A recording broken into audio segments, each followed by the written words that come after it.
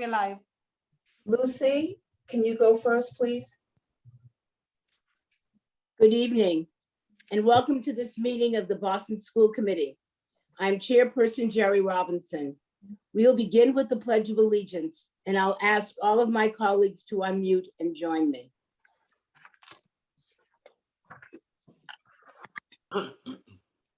I pledge allegiance to the to the flag flag of the United States of America and to the republic for which it stands, one one nation, under God, indivisible, indivisible, with with liberty liberty and and justice justice for all. Thank you. Because this is a remote meeting, I will ask Ms. Sullivan to please call the roll.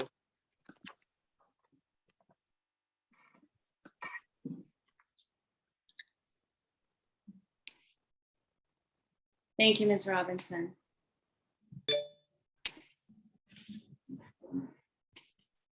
Dr. Coleman, Present.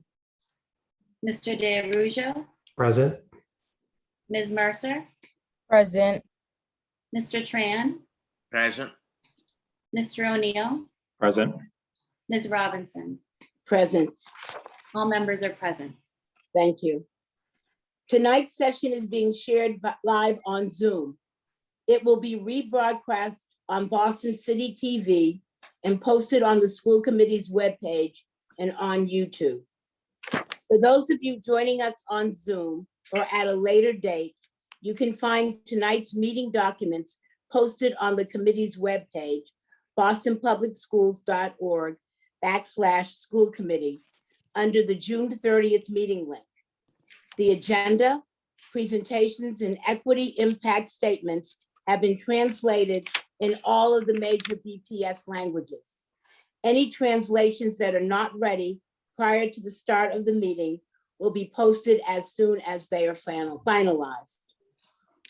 The committee is pleased to be offering live simultaneous interpretation in Spanish, Haitian Creole, Cabo Verdeano, Cantonese, Mandarin, and Vietnamese and American Sign Language. After the interpreters finish introducing themselves and providing Zoom instructions, we will activate the interpretation icon, the globe, at the bottom of your screen. Click the icon to select your language preference. Our Spanish interpreters this evening are Luz Barreto Longus and Ms. Liliana Venezuela Smith. Will you please introduce yourselves and give Zoom instructions in Espanol? Good afternoon. My name is Luz Barreto, and I will be your interpreter for today. Buenas tardes, mi nombre es Luz Barreto y seré su intérprete de español con la señora Liliana Valenzuela. Para oír nuestra interpretación simultánea en español, por favor, entre a Zoom y mire la pantalla inferior de su computadora y busque el icono del globo. Lo toca y verá los diferentes idiomas. Por favor, entre al español. Si está en su teléfono celular, entre al Zoom, busque 3 puntos en la parte superior derecha, los toca y verá la interpretación. Luego encuentre el español y nos podrá oír esta presentación. Muchas gracias. Thank you. Gracias. Our Haitian Creole interpreters are Mr. Sergio Saint-Hilaire and Ms. Nadej Sully. Will you please give the Zoom instructions in Haitian Creole? Hi, everyone. Good evening. My name is Sergio Saint-Hilaire, Haitian Creole interpreter.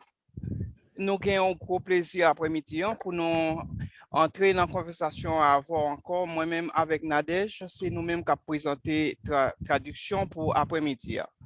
Et que nom c'est Sergio, nous demandons pour participer avec nous. Si par exemple, vous avez besoin d'entrer dans la conversation, ou à regarder en bas écran, ou après un globe, ou à cliquer sur lui et puis on capable entrer là-dedans.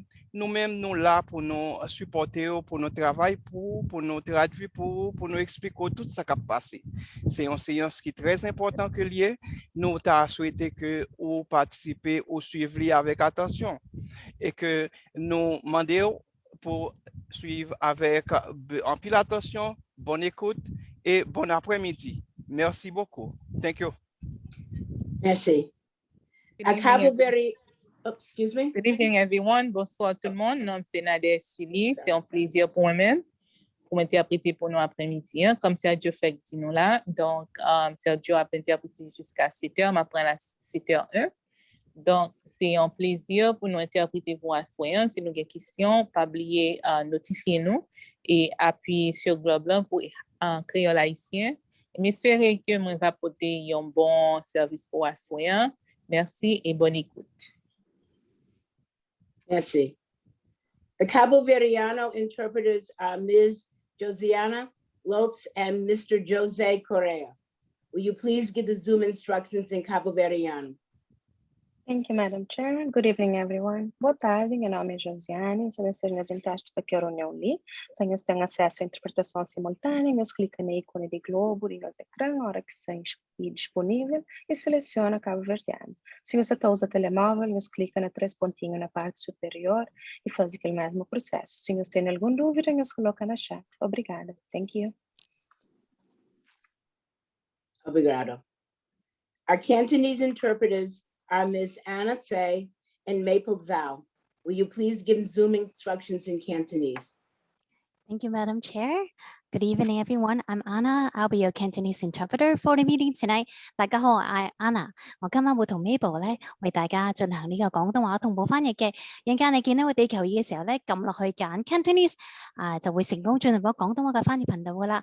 如果你係用呢個手機嘅話咧，麻煩你撳嗰3個點，再撳落去更多，亦都會揀Cantonese， 亦都會成功進入咗廣東話嘅翻譯頻道噶啦。多謝晒，一陣間見。Thank you so much。Thank you， 大家好，我係 Maple， 我會同 Anna 一齊今晚為大家提供同步嘅廣東話翻譯。咁記得一陣間大家揾地球儀標誌並且進入 Cantonese 嘅呢個頻道啦。一陣間見啦。Thank you, Madam Chair. Our Mandarin interpreters are Ms. Tina Wang and Mr. Wei Li. Will you please give the Zoom instructions in Mandarin? Thank you, Madam Chair. 大家好，我是您的普通话翻译。那么，如果你是用电脑上的话，请你呢一会儿在我们开启了这个翻译功能的时候，点击一个地球仪的图标，然后选择普通话。如果您是用手机上线的话，请你点3个点，然后选择我们普通话。我们当然也有广东话的翻译。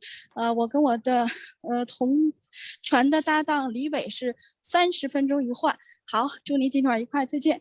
Go ahead, please, Wei.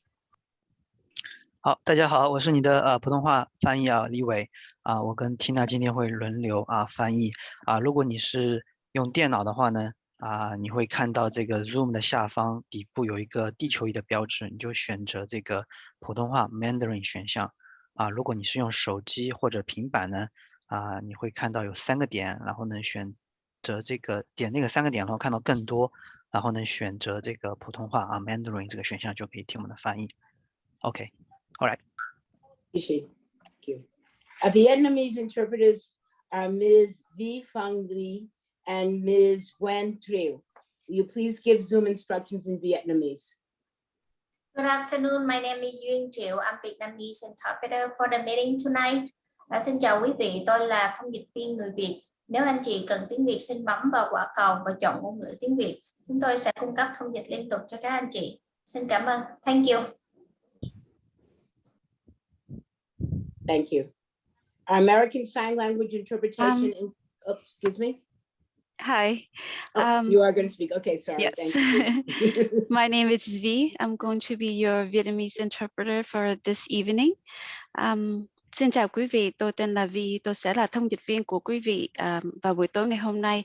Xin quý vị nhìn vào màn hình và bấm vào quả cầu để có thể nghe được thông dịch viên nói chuyện. Cảm ơn rất nhiều. Thank you. Thank you. Our American Sign Language interpretation interpreters are Sharon Mendez, Lucy Annette, and Andrew Pitkaneni.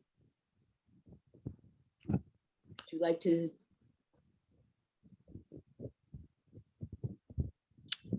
Hi there. We will be your 3 American Sign Language interpreters and will be visible throughout the meeting. Thank you. Thank you. Okay. Thank you all for assisting us this evening. And thank you to all of the BPS staff behind the scenes who also provide support for our virtual meetings to run smoothly. We will now activate the interpretation icon at the bottom of your screen. I'd like to remind everyone to speak at a slower pace to assist our interpreters. Thank you to everyone who signed up for public comment. Sign up for both public comment periods closed today at 4:30. Please make sure that you are signed into Zoom under the same name you used to sign up for public comment. You can use the Zoom tools to rename yourself so that the committee staff will be able to recognize you when it comes time to call upon you. Thank you for cooperation. We will now move on to the approval of minutes from the June 16, 2021 school committee meeting. We are going to defer the approval of minutes of the joint listening sessions co-hosted by the task force. Those minutes will be shared once they become available. At this time, I would like to entertain a motion to approve the minutes of the June 16th school committee meeting as presented. So moved. Thank you. Is there a second? Second. Is there any discussion or objection to the motion?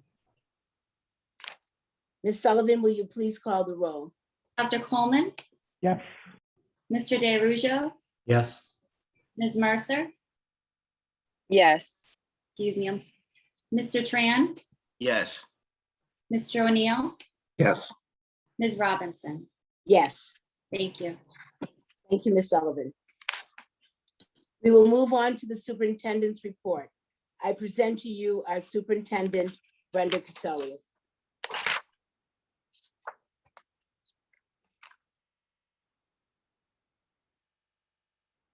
Thank you, Madam Chair, and thank you all for joining us this evening. We have quite a bit on the agenda tonight, so I'm going to really try to keep my report brief. But I first want to start off with acknowledging the really important agenda item that is going to be on our reports agenda this evening. Later tonight, we're going to receive a recommendation for a permanent exam school admission policy from the Exam Schools Admissions Task Force co-chairs, Tanisha Sullivan and Michael Contopasis. The task force has met 24 times over the past several months. I think it's over 60 hours, and has engaged in impassioned public discourse as to the future of this policy. Many of the members served previously on our working policy for our temporary policy that we have in place this year. During and following the task force meeting last night, members expressed frustration with how the process concluded. The recommendation that we are proposing tonight is historic.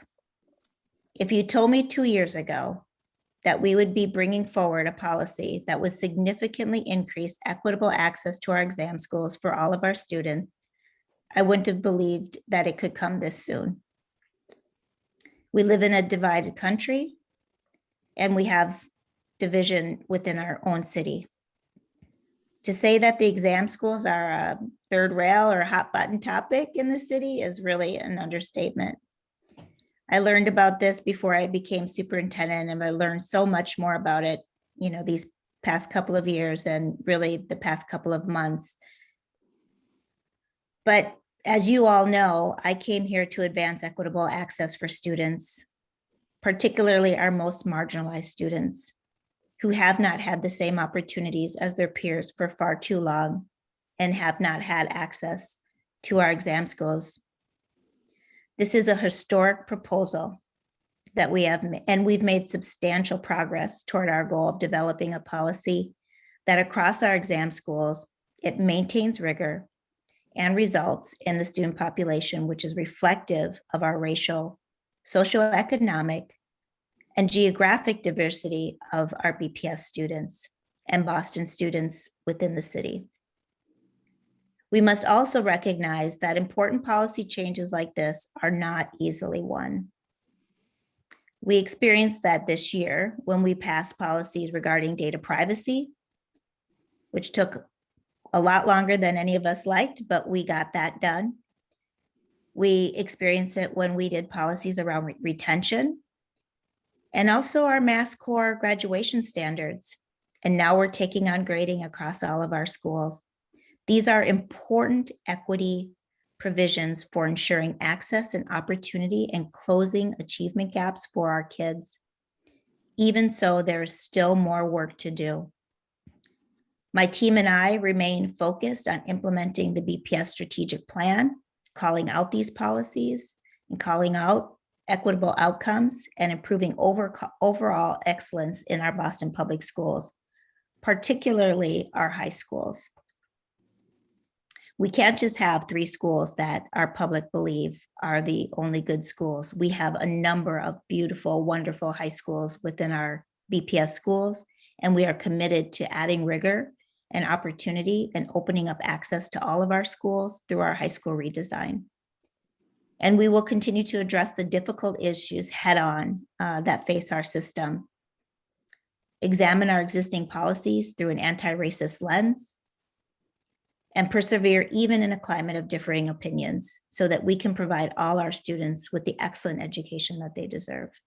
So I'm excited for this recommendation this evening and excited to hear from our co-chairs and work with all of you on a final recommendation and a vote at the next school committee. I'd like to start off my brief report with a high-level summary of our reporting of our positive COVID-19 cases this past year.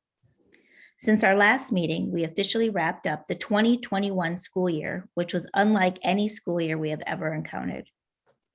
We recently completed our final update to the COVID-19 case dashboard, which we used to publicly report a weekly update on confirmed COVID-19 cases within our schools. The dashboard reported the combined number of confirmed positive cases for students and staff who had accessed schools for in-person teaching and learning. The dashboard covered every week of the school year, as you can see in the graph here. Throughout the year, there were 539 confirmed positive cases, with almost equal numbers of students and staff cases. There were 261 confirmed positive cases for students and 278 for staff. 42 schools had 5 or more cases over the course of the year, whereas 109 schools had at least 1 case.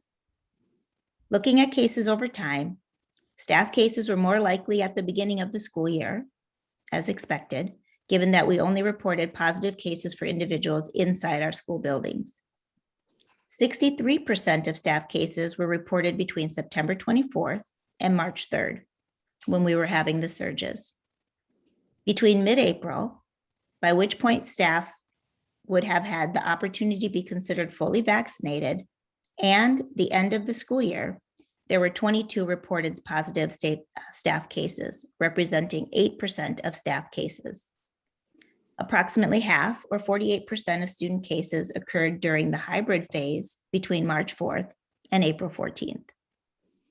I want to thank our health services team who worked tirelessly all year developing our health and safety protocols, working with Boston Health Commission on each and every positive case, and providing the COVID testing within our schools. I also want to thank our ODA department and our technology department for these dashboards that helped us with public reporting and helped us be incredibly transparent in this process. I, of course, also want to thank every single nurse in our schools for them being our first points of contact for our students and our staff. I've appreciated their guidance throughout our reopening, their unwavering support for our entire BPS community, and for all of our students and families, and to their fellow colleagues. As we've looked at all of our ODA team and our deeper dive here, we just continue to expand our data systems.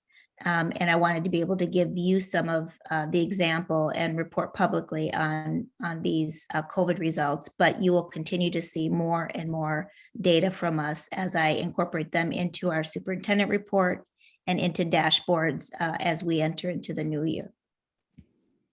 Wanted to also give you a highlight on summer learning. Some of you at the last meeting asked about that, and we've made significant progress. The majority of our summer learning programs are going to begin next Tuesday, July 6th, following the observance of Independence Day on Monday, July 5th.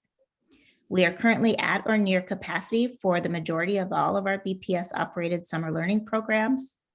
We currently have 11,721 students enrolled as of yesterday, June 29th.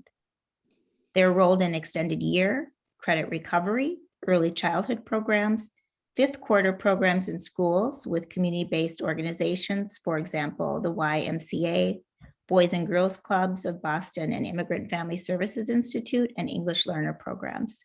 In addition, 461 students are currently on a wait list for their program of choice. For BPS-led programs, we're currently at 75% enrollment. Our partners at Boston After School and Beyond have provided a projection of 120% of their initial enrollment, and the PIC, or Private Industry Council, will provide updated enrollment information for their programs once the summer kicks off. Boston After School and Beyond's summer learning community cites project enrollment of 9,758 students across 127 sites. The number of sites does not include the 93 fifth quarter sites operated with BPS. Many of the students served in the Boston Summer Learning Community sites are BPS students. You can see here, looking at the totals for 2019, 2020, and 2021 so far, that the overall number of students served has increased substantially year over year.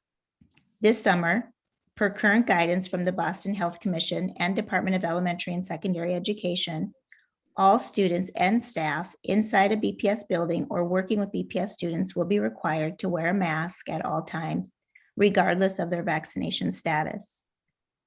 This is consistent with other City of Boston public buildings, including our Boston Public School offices. I've mentioned before that this is the most important summer I can remember in my career for students to remain engaged in their learning. And we are tremendously excited to provide academic and enrichment opportunities next week so that our students can continue their learning. If you still need information on all things summer, please visit bostonpublicsschools.org/summer. Recently, we announced a joint initiative with the Boston Public Library that will greatly benefit our students this summer and beyond. Students can now use their current BPS ID cards to obtain a pre-registered Boston Public School library card. This grants them access to all of the services offered by BPL across its 26 branches. The new initiative makes it so much easier for students to fully access the books, technology, and services available from Boston Public Library. BPS students age 13 plus can now access the library's catalog of electronic resources, including books, magazines, graphic novels, movies, and much more. They can also access the BPL Homework Assistance Program, gaming programs on Twitch, writing classes, book groups for teens, and STEM programming. As a result of having a library card, students can also access free museum passes to take advantage of Boston's rich cultural offerings as an additional benefit. This collaboration grants more equitable access to library spaces for our students, and I can't thank our City of Boston colleagues and BPL President David Leonard for their work to provide this opportunity for our students, a sure example of all hands on deck. I encourage our students and families to head to their nearest library and get a jump start on their summer reading. Summer reading lists for students entering grades K0 to 12 are available in multiple languages at bostonpublicschools.org/summer reading. For more information on the Boston Public Library, please visit bpl.org. This year, the city, state, and country made great strides in finally recognizing and celebrating the significance of Juneteenth. President Biden signed a bill earlier this month making Juneteenth a federal holiday, and for the first time, the City of Boston officially observed Juneteenth as a state holiday on Monday, June 21st. Juneteenth is a day to gather with loved ones, celebrate Black lives, and reflect and recognize the struggle for liberation in America. This year, Mayor Janey held a flag raising ceremony at City Hall on June 18th, alongside fellow city leaders and residents. The English High Drumline provided musical entertainment as the flag was raised. Also in attendance helping to raise the flag was English High School alumnus Enoch Woodhouse, one of the last serving Tuskegee Airmen.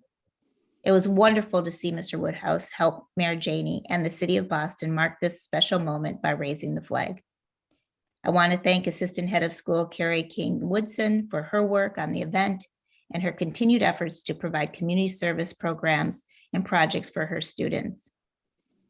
Finally, throughout the month of June, we celebrated the class of 2021 with in-person graduation ceremonies across the city. I was so happy to attend so many of these wonderful events where we celebrated our students who overcame the many challenges presented by the pandemic during both their junior year and their senior years. I'd like to close my report this evening by showing you a very short video highlighting the BPS class of 21. We are so proud of all of you. And that's my superintendent report. I think Xavier is going to play the video.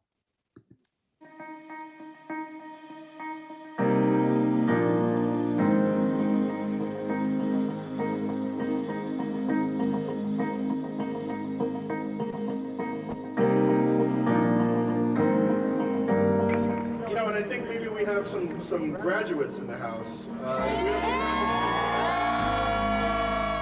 When you're so excited about something that you have done in your programs, your grades improve, you're involved in something that has stirred up great emotion, not only does that give you joy, personally, it gives me shouting joy. Because I'm seeing you excited about possibilities. Yesterday was not easy, but today I stand in front of you as the first in my family to receive my high school diploma, as the valedictorian. Today isn't just a celebration because we're done with school, but a celebration for all the good that comes after. This world needs us now more than ever, so let's help save it. Congratulations, class of 2021, we did it.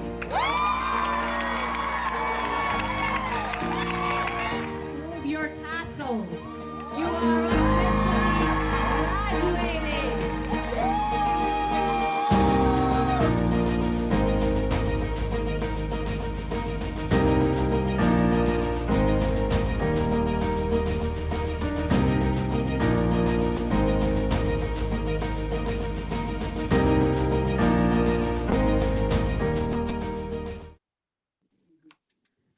I want to thank our communications office for putting that together. I saw the smiles on your faces, the incredible joy that we saw from our students and our families for being together, many of them who hadn't been together for the entire year. And so that reunion was quite special.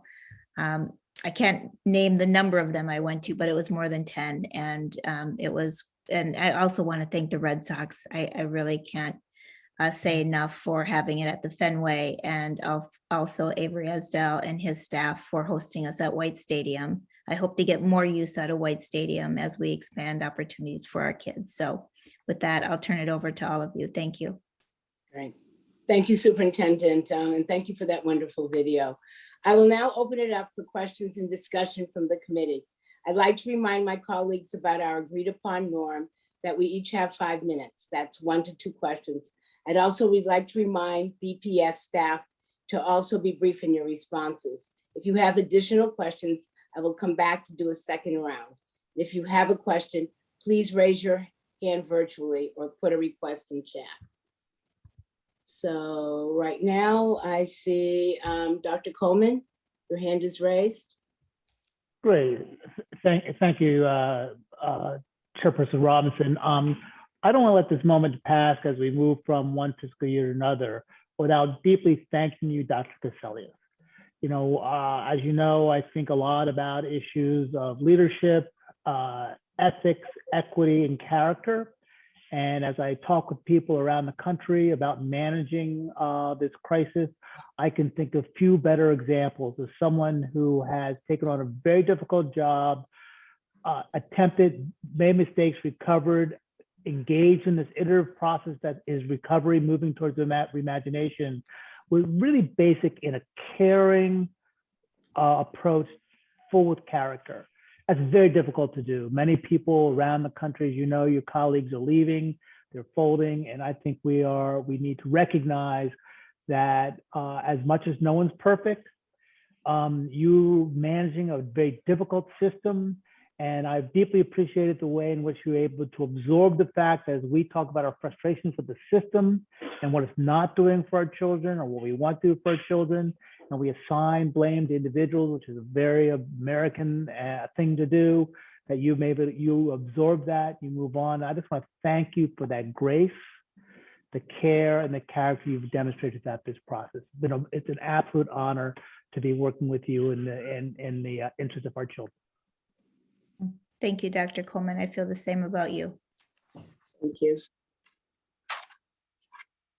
Does anyone else have a question or a comment? I don't see any hands raised. Dr. Cassellius, I want to join with Dr. Coleman and thanking you for an incredible year. I know it's not always been easy, and we know we have a lot more work to do. I have one question on the report about the relationship with the Boston Public Library, which I'm very, very excited about. And my question is, in addition to allowing our students to have cards, will they be doing any work with our schools, particularly our schools that do not have libraries in them, to enhance that work? Well, as you know, Ms. Robinson, one of the things I want to get to is a library in every school. I think the Globe wrote about that with some of the ESSER funding, and I'm hoping that we get broad consensus around that, because a library should be the hub of a school. There you can do media projects, they help you with your research, they help you with resources, they help teachers to curate their lessons, they're places for the community to come and to meet and to gather. And so there's a number of things that we can do. One of the first people I met when I came to Boston was David Leonard. And we started talking about fees because the mayor in St. Paul had removed all the fees for back fees for families. And it just really opened up the libraries again there. And he said that they had been working on that, and then that got done. And then now we got the library card, and we just keep finding ways to collaborate. So hopefully we'll be able to expand on our library services and expand on the projects that we do with the BPL. I'm very excited about the partnership with David and his team. Thank you. Are there any other questions? If there's no further discussion, I would like to entertain a motion to receive the superintendent's report. So moved. Thank you. Is there a second? Second. Is there any discussion or objection to the motion? None? Ms. Sullivan, will you please call the roll? Dr. Coleman, Yes.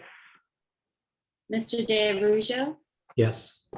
Mr. Tran, Yes. Mr. O'Neill, Yes. Ms. Robinson. Yes, The report is approved unanimously. thank you. We'll now move on to general public comment. Ms. Sullivan? Thank you, Chair.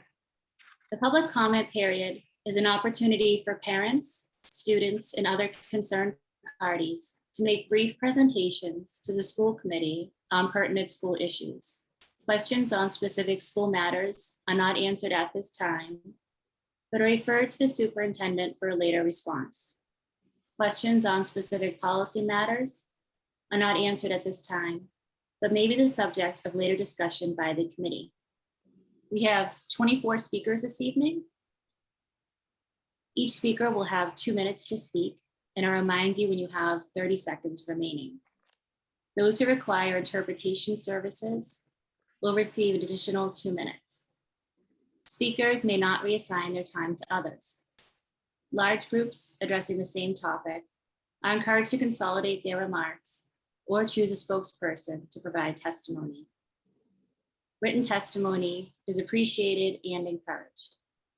Please direct your comments to the chair and refrain from addressing individual school committee members or district staff. Thank you for your cooperation. When I call your name, please raise your hand virtually in Zoom. Also, please make sure that you're signed into Zoom with the same name you used to sign up for public comment. That will allow us to identify you when it's your turn to testify. Please state your name, affiliation, and what neighborhood you're from before you begin. Please unmute yourself and turn on your camera when it's your turn to testify. Only speakers who turn on their camera will be allowed to testify. Otherwise, speakers can submit testimony in writing. We'll begin this evening with State Representative Russell Holmes. He'll be followed by Boston City Councilor at Large, Anissa Asabi George, Councilor Julia Mejia, Carolyn Kane, and Mike Heichman. If you could all please raise your hands virtually.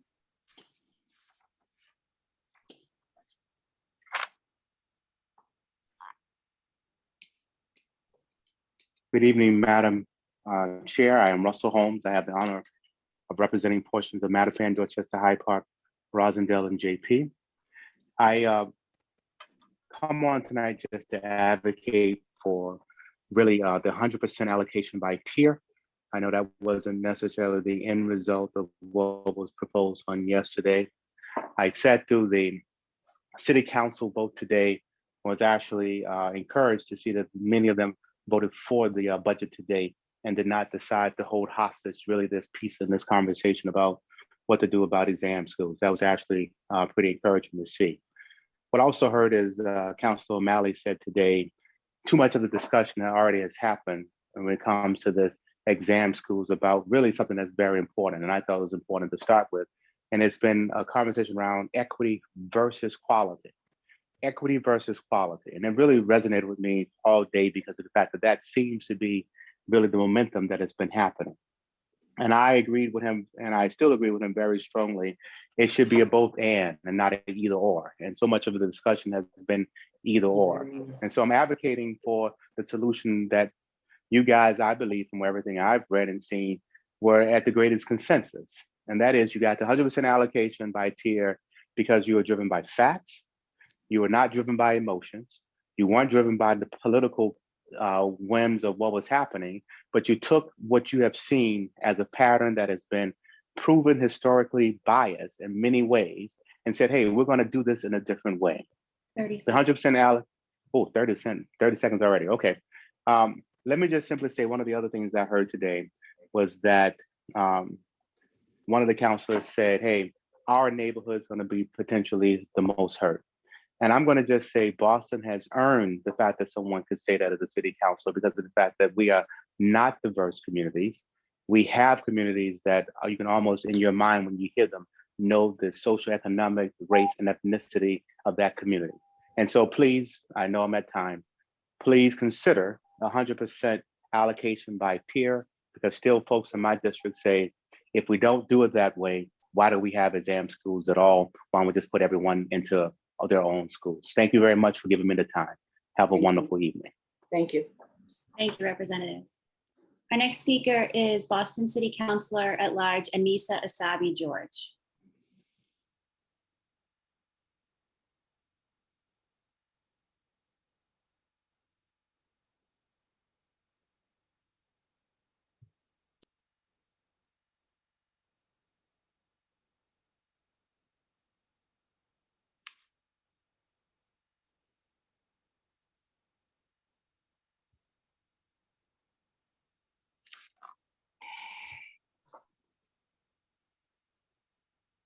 Councilor George, are you with us? I see her staff person, Rachel Megan, is here. Will she be speaking on behalf of the councilor?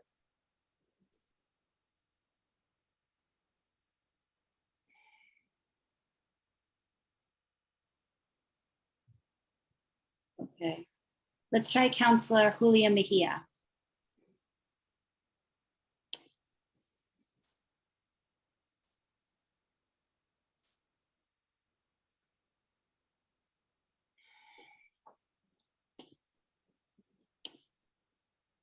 Okay. I don't think the counselor's on with us yet. Let's try Carolyn Kane.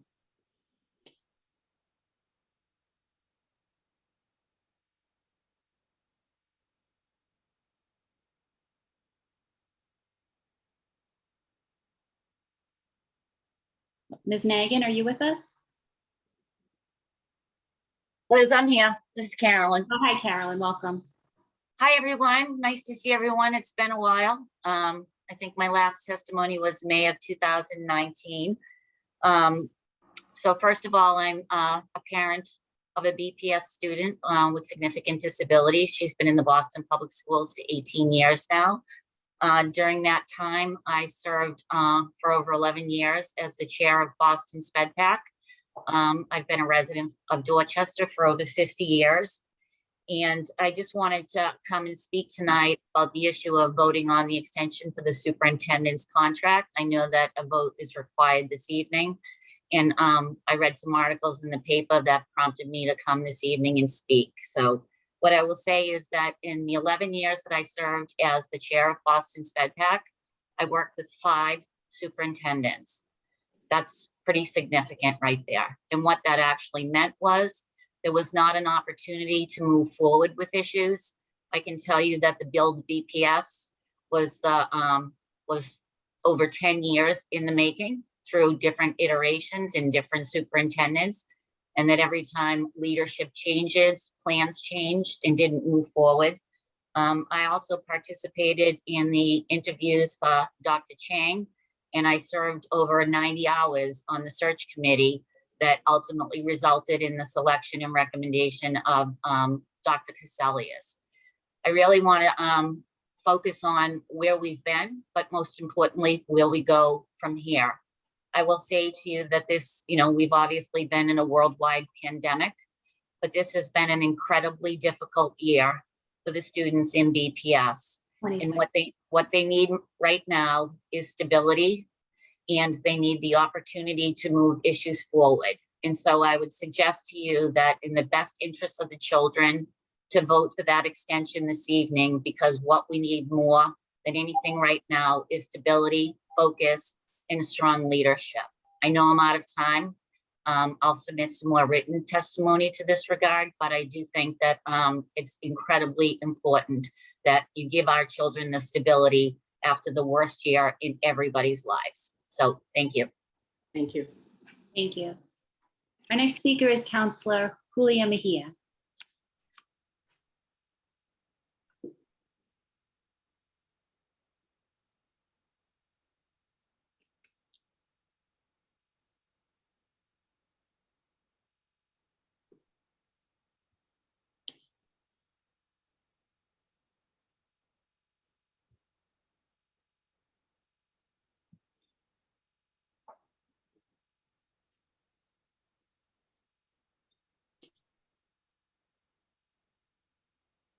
Hello, am I on?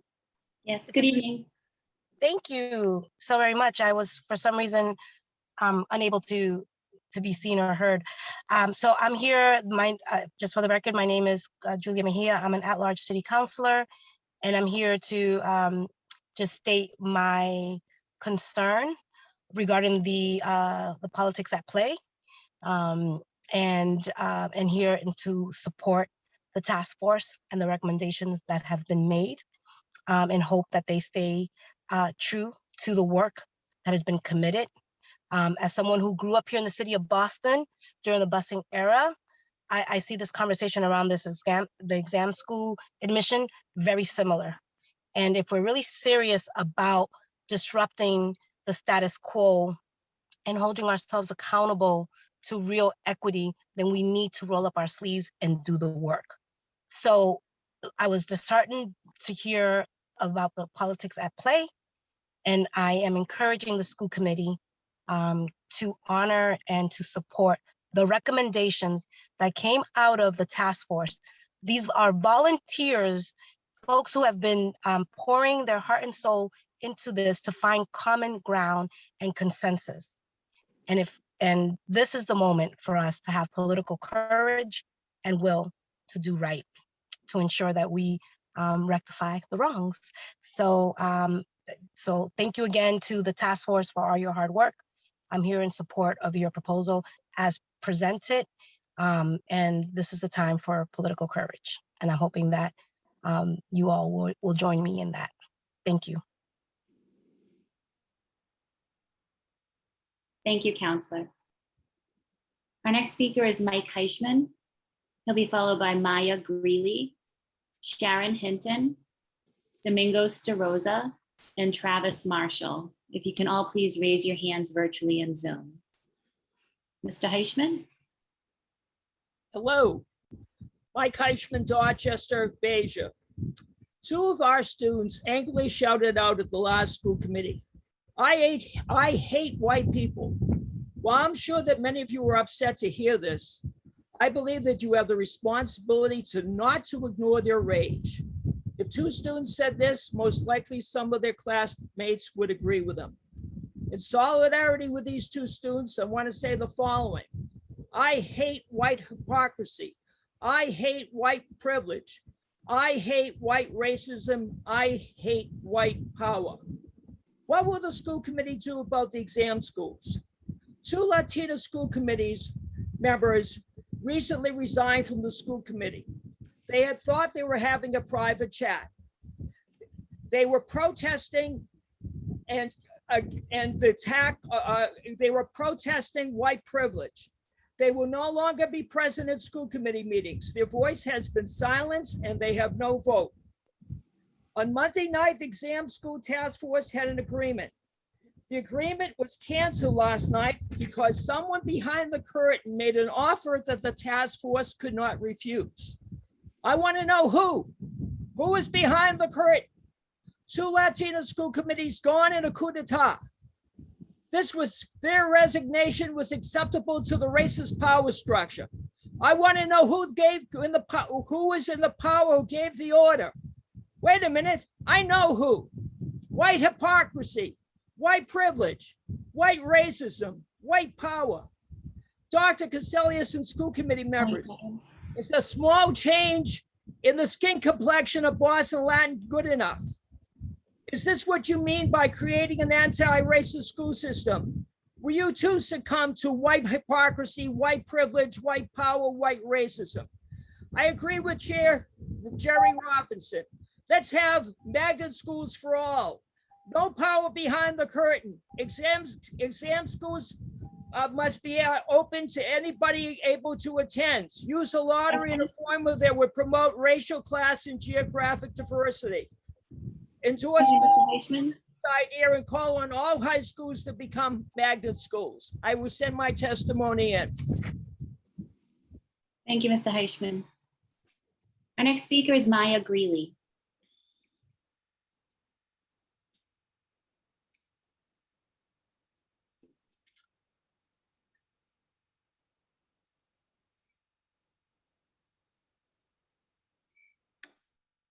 Hello, can you hear me?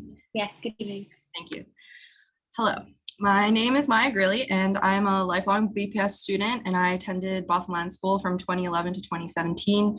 I grew up in Rosendale and now live in West Roxbury, right near the Beethoven, where I went to elementary school. There are many things I would like to say about the BPS school system, particularly about the exam schools, and especially about the situation with Alex Oliver's Villa and Lorna Ramirez. To give context, when there was a Department of Justice investigation into racism at BLS in 2016, I actually accounted for more than half of those incidents that were in the final report because of my record keeping and reporting of racist incidents that I was victim to and witnessed.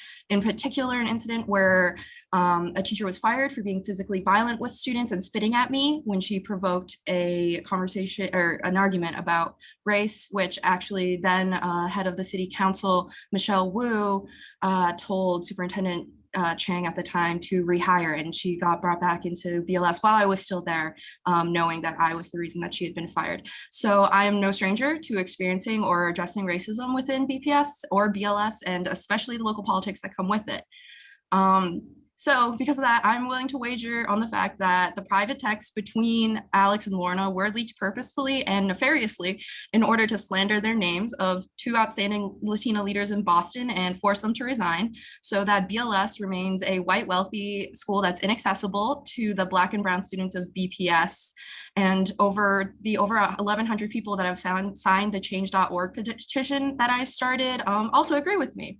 The fact that they had death threats, were forced to resign from school committee, and are facing slander and disparagement of their lifelong work is disgusting and completely in line with the type of city that Boston is that I grew up in. It's a city where racist white elites hold BIPOC Bostonians to a standard they could not match on their best day, and any BIPOC politician or representative who has acquiesced to local identity politics and chosen to assuage the guilty, fragile conscience of the racist whites of Boston is a disgrace and shows how entrenched white supremacy is in this city. Additionally, it is clearly a play to swing votes during a mayoral year so that BLS is safeguarded from actual BPS students going there instead of West Roxbury kids from their private and parochial schools. In conclusion, Alex and Lorna are both incredible people who have contributed 100-fold more to this city than any one of the bigoted whites or self-hating BIPOC politicians that have come out against them. And the exam schools need to end. Every Bostonian child is entitled to BLS level education and shouldn't be stopped from receiving one because of racist white people whose grandfather graduated from BLS or they went from BLS when girls weren't even allowed. Thank you, Ms. Greeley.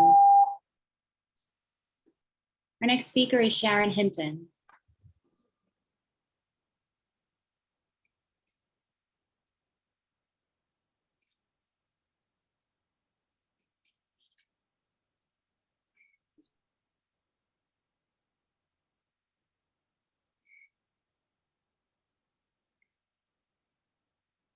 Good evening. My name is Sharon Hinton, mother, educator, community advocate, and president of Black Teachers Matter. I submit testimony tonight in 2 minutes that in no way can completely express my concerns about this moment in history that can transform the Boston School Committee, Boston School Department, and education locally and nationally. Quote, if you are neutral in situations of injustice, you have chosen the side of the oppressor. Close quote, Desmond Tutu. Tonight, the future and leadership of Superintendent Cassellius will be determined. Recommendations by the Exam School Admissions Task Force will be presented. Commissioner Riley has threatened to withhold millions of crucial dollars of federal funds and further cripple an already struggling school department that is in desperate need of support to improve a crumbling infrastructure and reimagine education for thousands. The challenges of leadership are immense within an environment that has never been faced before, but is racially, culturally, economically, and emotionally charged for far more than the still raging pandemic. I am calling for accountability in all of the decision-making, including the reasons why and how the decisions were made. Commissioner Riley stating his lack of confidence in the school leadership when 3 of the top leadership positions, Acting Mayor Kim Janey, Superintendent Cassellius, and Boston School Committee Chair Jerry Robinson are Black women, triggers a response in me personally that is angering and chilling.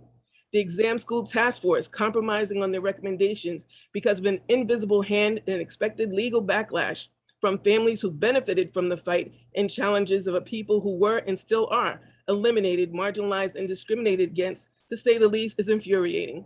To seemingly ignore the statement and mindset of Chair Jerry Robinson for everyone to have the will to make all Boston public schools of the same caliber and quality of the exam schools is disappointingly reminiscent of the dysfunctional, racist, and corrupt Boston School Committee prior to and during busing. I think the decision on the superintendent's contract should be suspended for a year due to the pandemic, just like the MCAS was. Exam School Task Force recommendations based on Tuesday's consensus should be approved, and Chairman Robinson's directive should be moved upon immediately. Find the will, find the courage, find the funding, find the determination, and find the humanity to do the right thing for our city, for our families, for our students, for this moment in history to go forward, and not what didn't work in the past, because we're afraid of what we don't know or who we don't know. What we do know and I'll be finished. We do know what we were doing before it didn't work. Let's join together to boldly do something different. We can no longer and will no longer wait. Thank you. Thank you. Our next speaker, Domingos De Rosa, is not signed into the meeting. So we'll move on to Travis Marshall. Travis will be followed by Wilmer Quinones, Ruby Reyes, and Edith Bazile.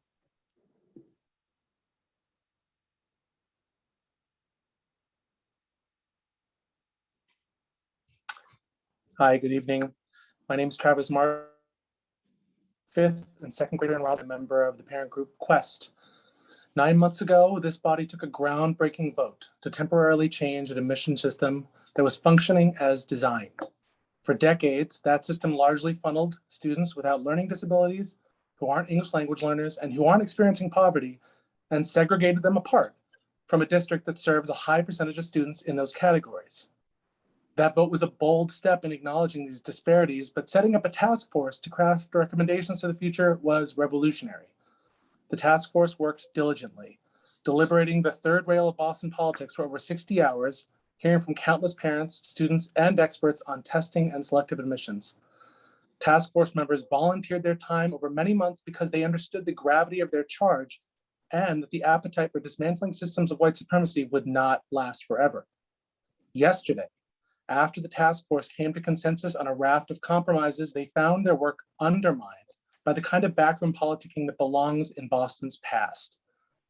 We don't know the specifics of how the BPS budget was leveraged in private to derail months of work, but we do know that powerful alumni from the schools in question have been lobbying against these changes. We don't know why Mr. Contrepas warned the greater good was in jeopardy, but we do know that an alumni organization worth $63 million has trustees sitting on this very committee, the city council, and co-chairing the task force. This last minute change is a blatant carve out for the privileged interests who feel ownership over these schools and the exclusionary structure on which they are built. Setting aside 20% of all seats for students with the highest composite test and GPA score means setting them aside for students whose private schools game the system by doling out A+ grades like candy, and whose parents pay thousands of dollars for private test tutoring to secure that advantage. I urge you to reconsider the 100% tier consensus from Monday evening and reject the oppressive influence of backroom politics and white supremacy. Thank you so much for your time. Have a great evening. Thank you. Our next speaker is Wilmer Quinones.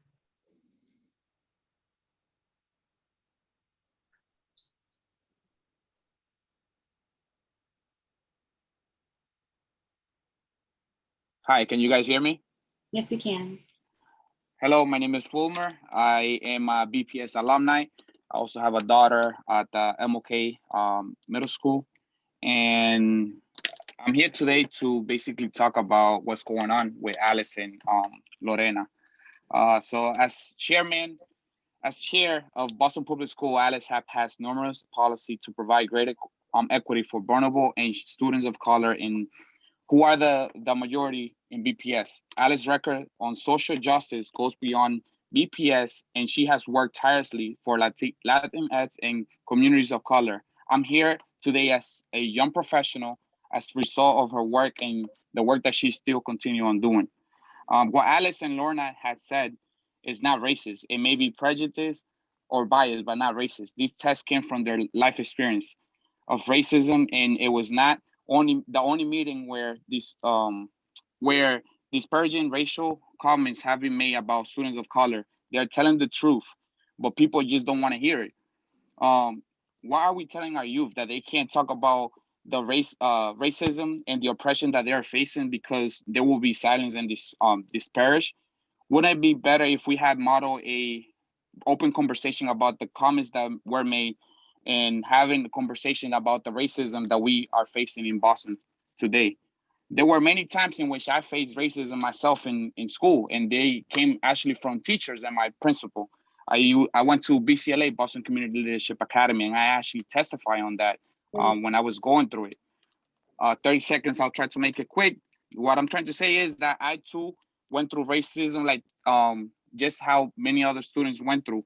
And I feel like what just happened is showing us that I'm afraid to work for BPS because I feel like I will be silenced and I should not be talking about the things that we are going, because at the end of the day, people in power right now are choosing to protect those people who have privilege and continue to suppress people of color. I will be sending my testimony in. I know I don't have that much time, but thank you for your time and have a good day. Thank you. Thank you, Wilmer. Our next speaker is Ruby Reyes.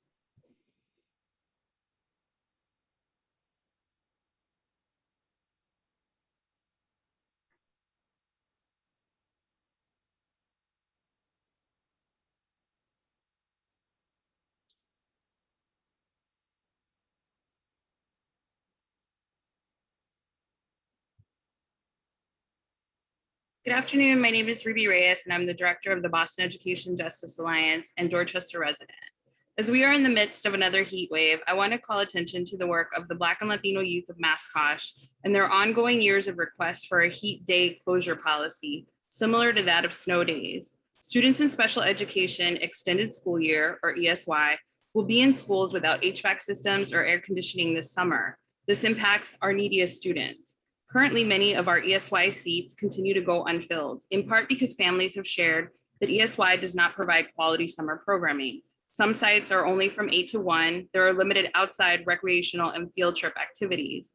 This is a critical summer for all of our students, but especially our students with disabilities and English learners who have been impacted the most by the pandemic. Perhaps the unused ESY slot funds can be diverted to purchase portable air conditioning units or supporting family choice by helping to pay for transportation to other sites. These are immediate needs, and once again, families need more communication. Some families are just being contacted about ESY.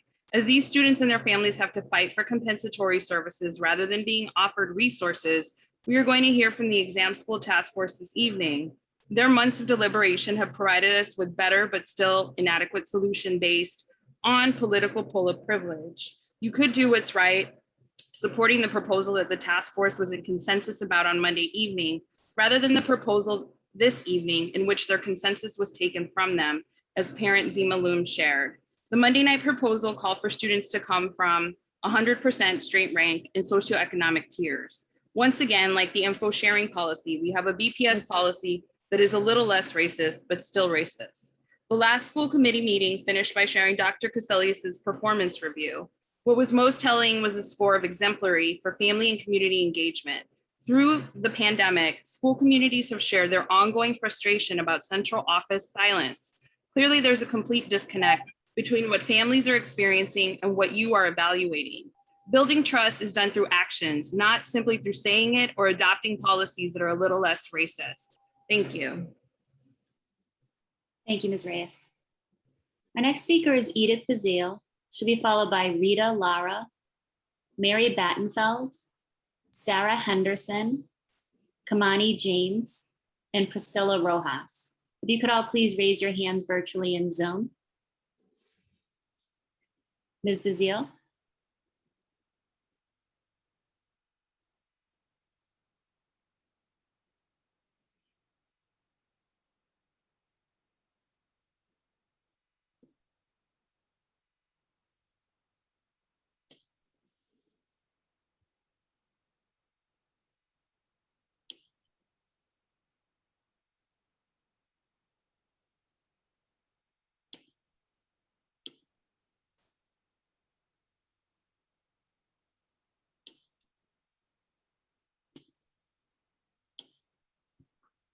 Okay.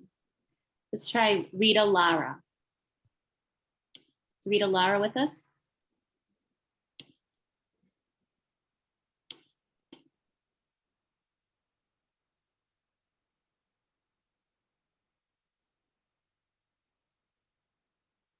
Ms. Bazile?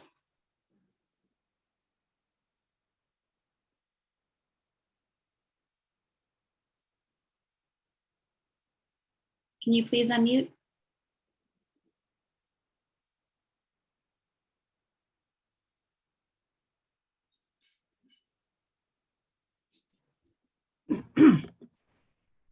Hi, sorry about that. I got kicked off. Hi, Thank welcome. you for your patience. Thank you.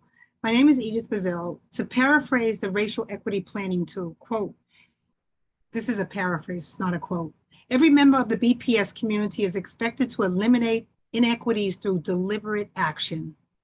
As we witness insidious, shameful, gaslighting racism of white privilege that demands exclusive access to Boston Latin School, we need to address the damage special education is doing by dumping and miseducating Black and Latinx students in fractured, broken down cookie cutter structures that have become known as the horror of what DESE calls the, quote, systemic disarray of BPS's special education system, end of quote. Students with disabilities are entitled to extended school year services, or ESY, and this summer is the most critical given the physical and social isolation of the COVID pandemic. We learned some parents have opted not to send their children to ESY due to unclear programming and insufficient hours. We shared numerous suggestions, recommendations, but BPS has stuck to their rigid, ineffective structures, leaving parents to scramble for appropriate socially engaging summer programming. The special ed department was the only BPS department that did not share a strategic plan to the school committee this year. Instead, we heard from SPEDPAC Chair Roxy Harvey, an unpaid volunteer and tireless leader in her team, who laid out a clear plan to reverse the systemic disarray, but again, nothing from the special education department. Lastly, students with disabilities attend Boston Latin School, but they are white students because special education means acceleration for white students and shutting down opportunities for rigor for Black students. Protecting white privilege is a BPS policy decision. Failing Black and Latinx students is a BPS policy decision. To change this, policy must change. Meanwhile, we all hear from certain communities anti-Black racist speech that characterizes Black students as lazy, unprepared, dangerous, or uninterested in learning. James Baldwin said, quote, "To be Black and conscious in America is to be in a constant stage of rage," end of quote. It is time to dismantle anti-Black racist policies in BPS. Thank you very much. Thank you, Ms. Bazile. Our next speaker is Mary Battenfeld.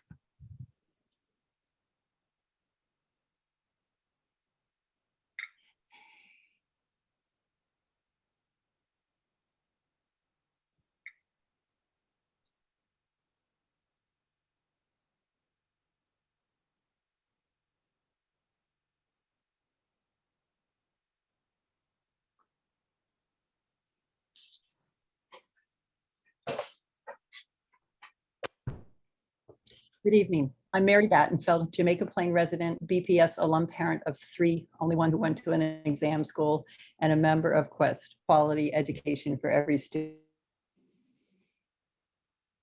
Ida B. Wells, who was honored today with a statue of Chicago, turn the light of truth upon them. Limits admission to white boys whose families own property. Last minute in this city still want to assist Boston's wealthiest and whitest communities. That's the 400-year wrong the Equal Task Force has been attempting to right by turning the truth on. Task Force consensus Monday night was not perfect. It's within socioeconomic tier student stress and harmfully define preteens as winners and losers. It was a legitimate plan. It came out of a 2-month-long process, had empirical evidence behind it, and the compromises were hammered out over time in public with the charge to expand access to the city's marginalized students kept front and center. It did not have a 20% set aside for the most privileged. Not so the plan before you. It came from an off-Zoom phone call. It came from a threat to withhold funds our students desperately need. It came from listening to the beneficiaries of class and white privilege. It came from, to quote Chairwoman Robinson at your July 22nd, 2020 meeting, from being afraid that a few Black and brown children might take this seat away from a quote, better deserving white child. I urge you to return to the 100% tiered admissions plan agreed to at the task force's June 28th meeting. It won't right all the wrongs, but it's a critical step forward. Thank you. Thank you, Ms. Battenfeld. Your Zoom connection faded out a couple times during your testimony, so if you could please email me your written testimony, I'll share that with the committee. Our next speaker is Sarah Henderson.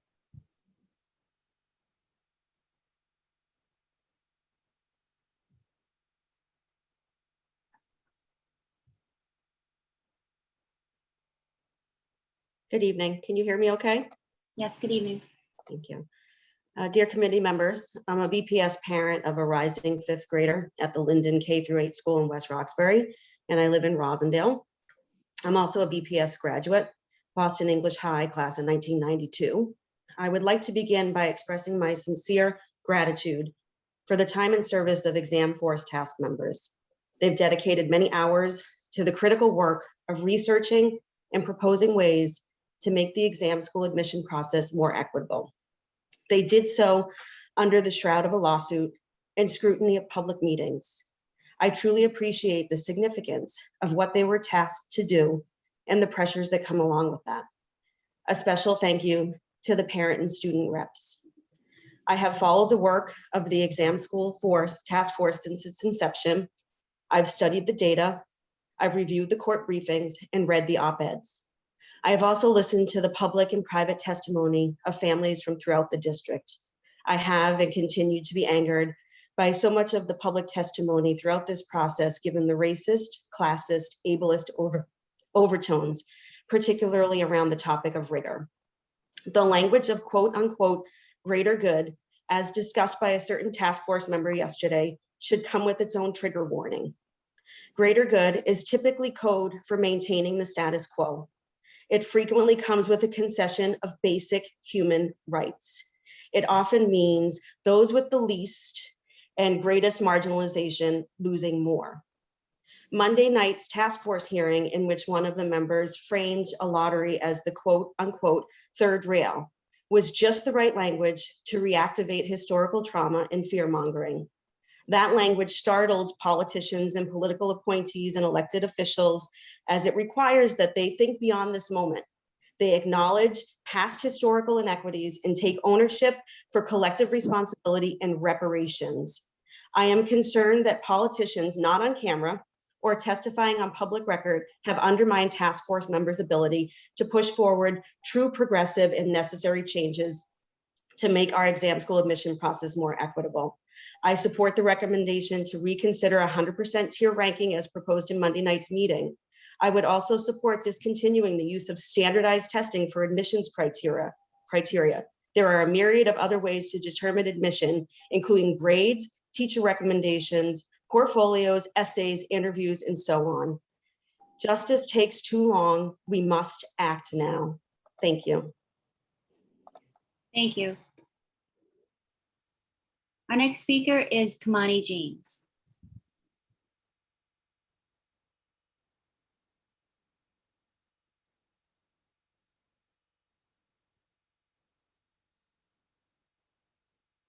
Hi, can you all hear me? Yes, we can.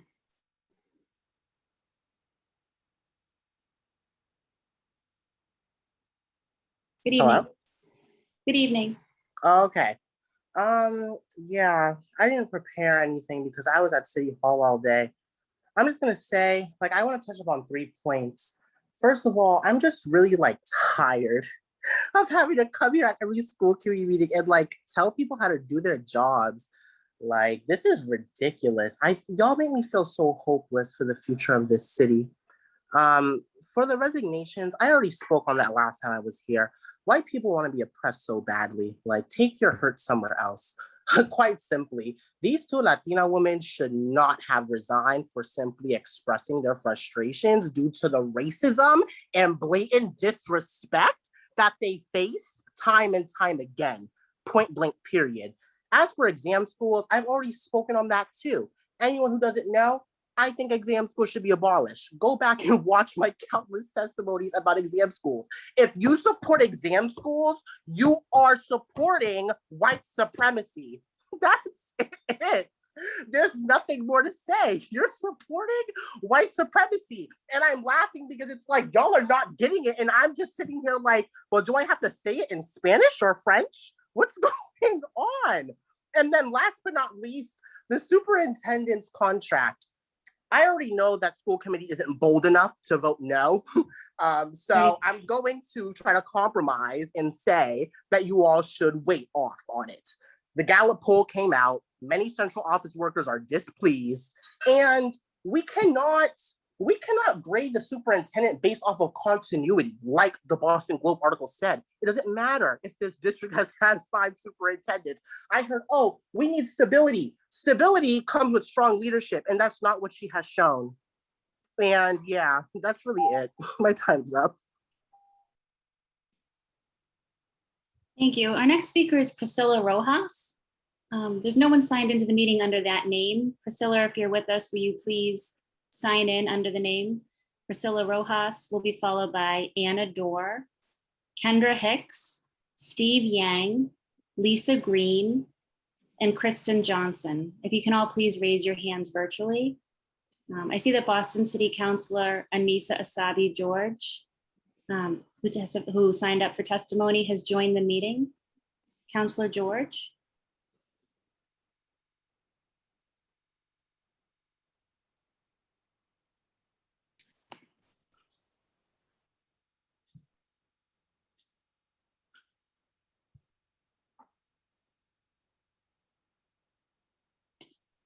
Sorry about that. Good evening, school committee members and Superintendent Cassellius. My name is Anissa Asabi George. I'm an at-large Boston City Councilor, chair of the council's education committee, and mother of 4 Boston Public School students. Apologies for missing my time earlier in the public testimony section. My staffer was on but had tech issues and got kicked off of the Zoom. I am pleased to learn about the partnership with the Boston Public Library. I firmly believe that we need a library and a robust library program in every school. And I'm pleased to hear the superintendent shares that sentiment. Until then, this partnership will certainly help. My testimony tonight is focused on ESSER funding. We have a once-in-a-lifetime opportunity to move BPS boldly forward. I don't want to see those funds whittled away similar to the Build BPS funding. Let us use this unique moment to accelerate building a better foundation for BPS and all of its students. As a district, we desperately need these funds to be used wisely. We have an opportunity to do this in partnership with community members, with DESE and school leadership, as well as our school community members. We need a clear plan with accountability measures in place so that we can all see the progress the district will make. While the ESSER task force efforts are important, it is very clear the district must ultimately provide concrete proposals, financial breakdowns, a timeline so families can understand, weigh in, and hold the district accountable. We need a plan for this money and make sure we are held accountable. This funding could be transformative for the district. BPS, DESE, and our school community members should be able to point to specific aspects of the funding plan that are trackable and will have clear impacts on our schools. I emphatically urge the district to have a plan to ensure accountability.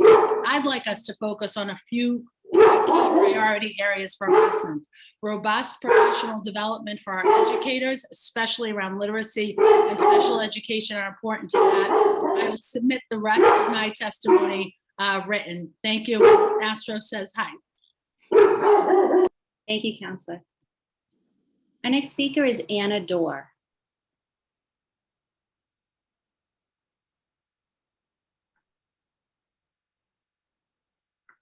Hi, can you hear me okay? Yes, we can. Great, thanks. My name is Anna Dorr. I'm a BPS parent from West Roxbury. I've attended many of the exam school task force meetings over these last many months, and I've always been grateful for the service of the members and the integrity with which they conducted their deliberations.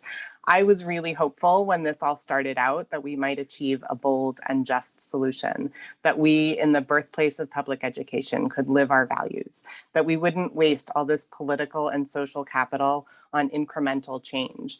And we were nearly there Monday night. While it wasn't the solution I advocated for, qualified lottery, it was a solution that would ensure broader representation and belonging for students enrolling in these schools. But the task force has been undermined by people in the shadows, political forces pulling rank. I can't even express my outrage. What an incredible disappointment. The proposal before you leaves intact privilege for our most advantaged students. In response to their political pressure, we've cut them a slice out of the pie before anyone else gets a look, and we've created 2 tiers of students. They call them merit seats and zip code seats this year. This isn't okay, and it doesn't reflect the rigorous and data-driven process of the task force. We won't have another chance at this for many years, and if we need more time to get it right, we should take it. Thank you. Thank you. Our next speaker is Kendra Hicks.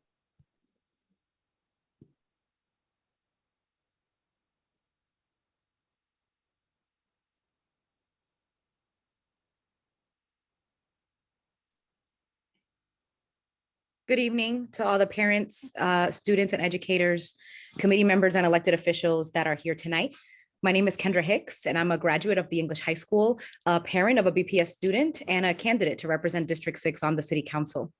In the last year, the COVID-19 pandemic has really made visible the deep-rooted inequities in our schools. But for those of us who have experienced both the beauty and the heartbreak of our school district, this past year has only been an affirmation of what we already knew, that the racist policies from decades ago are still present and persistent today. But in making things visible, the pandemic also provided us with an opportunity to think about our school's infrastructure, to consider accessibility, alternative learning models, and yes, even our exam schools admissions. On Monday, after months of hard work and a year of tremendous sacrifices from all the BPS community, we have been given another opportunity to really meet this moment with the urgency and thoughtfulness that it deserves.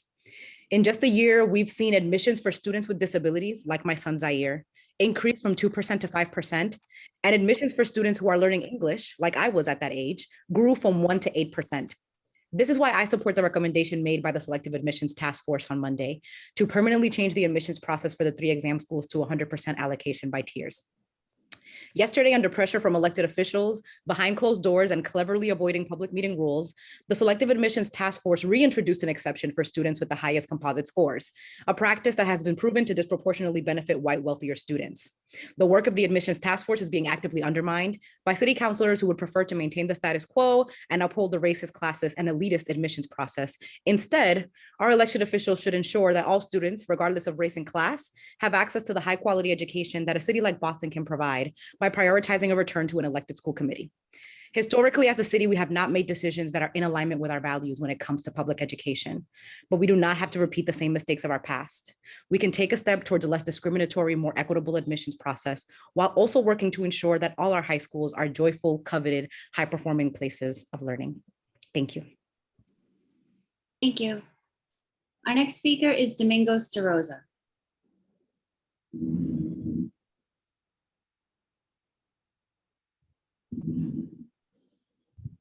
Good evening. Can you guys hear me? Yes, we can. Hi, my name is Domingos De Rosa, Madison Park, class of 96. Tonight, I'd like to testify on the behalf of all Boston Public School students and future students. I do approve the nomination that was put in on Monday by the exam school. Sorry, guys, I keep getting a phone call, but my apologies. Monday's recommendation by the review panel on the admissions for the exam schools. I also want to echo what some of the individuals on this call has made. We need to get rid of the exam process in general. For too long, students in BPS have faced racism in different avenues, from teachers to peers, to the way that we were placed in schools, districting, and so forth. I'm here tonight to make sure that the voices of the children who attend BPS actually be heard. There's a lot of issues that we face as a city. As you know, the BPS budget was passed this afternoon, and this is something we as a city need to actually address. That budget does not reflect the needs of all BPS students, only some. We also need to discuss the fact that soon to be, we will have an elected school committee as the city pushes forwards with the recommendations from individuals like myself and others. We are looking to reform BPS as a whole because we have failed for too long. We have over 5,000 students who are homeless. Our enrollment has dropped again, another year of parents pulling their kids out of BPS. This is the failure of the administration. And my time, but I got 30 seconds. Yes, sir.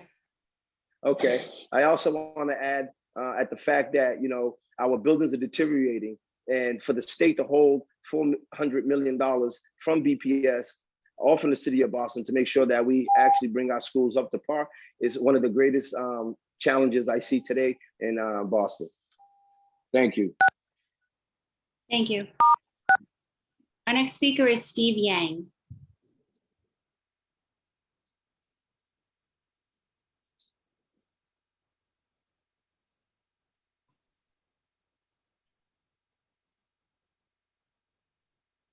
Hello.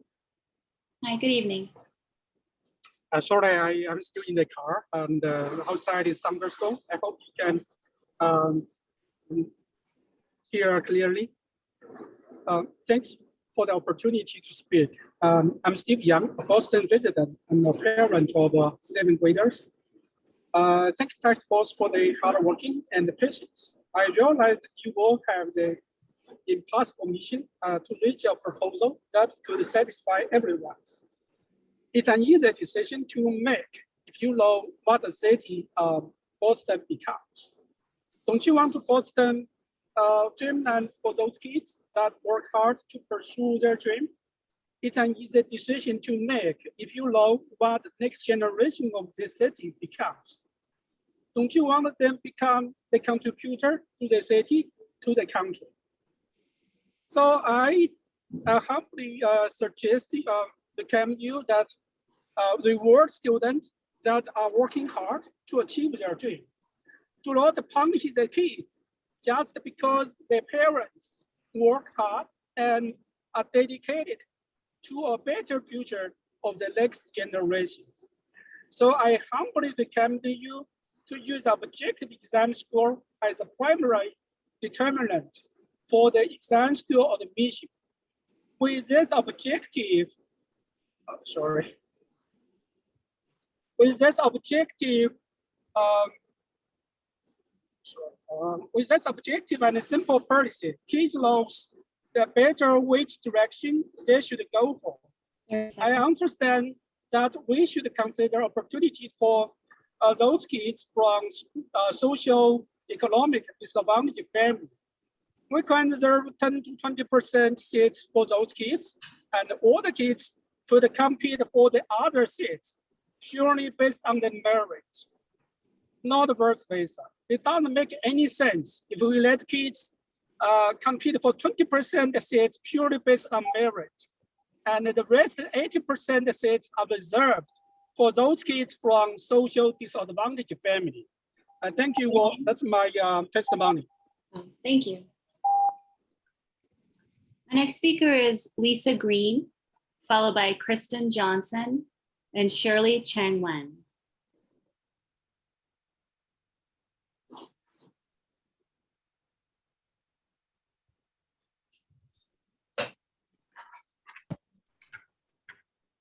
Hi, can you hear me? Yes, we can. My name's Lisa Green. I'm here representing the Boston Coalition for Education Equity. Ms. Green, I'm sorry, could you please turn on your camera? Oh, sure. Sorry. Hold on just a sec. Okay, I'll start again. Sorry. My name's Lisa Green. I'm here representing the Boston Coalition for Education Equity. I'm also a North End parent of 2 students at Boston Latin School. Today is a good day for children in Boston and also a very bad day.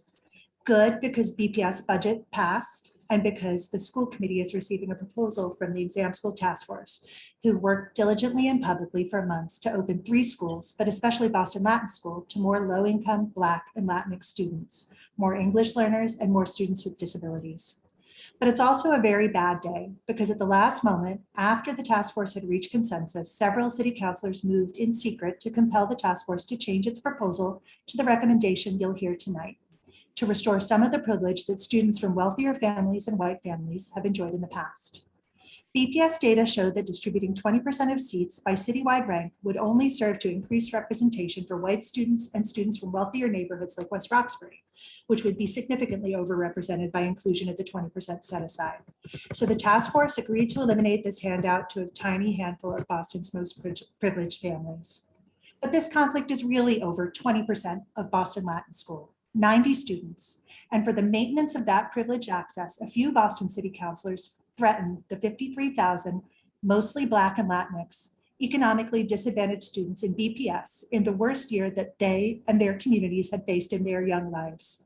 That was shameful. The Boston Coalition for Education Equity calls on the school committee to move forward with the recommendation that the task force originally reached consensus on this Monday, the result of 4 months of intense study and debate, to assign seats using 100% straight rank in socioeconomic tiers. Your charge is to look out for all Boston's children, not just those who already enjoy so much more privilege than most. The task force's original plan, not the one agreed to under duress, is a significant step towards equity and justice. We call on you to vote next month to take that step. Thank you very much. Thank you. Our next speaker is Kristen Johnson.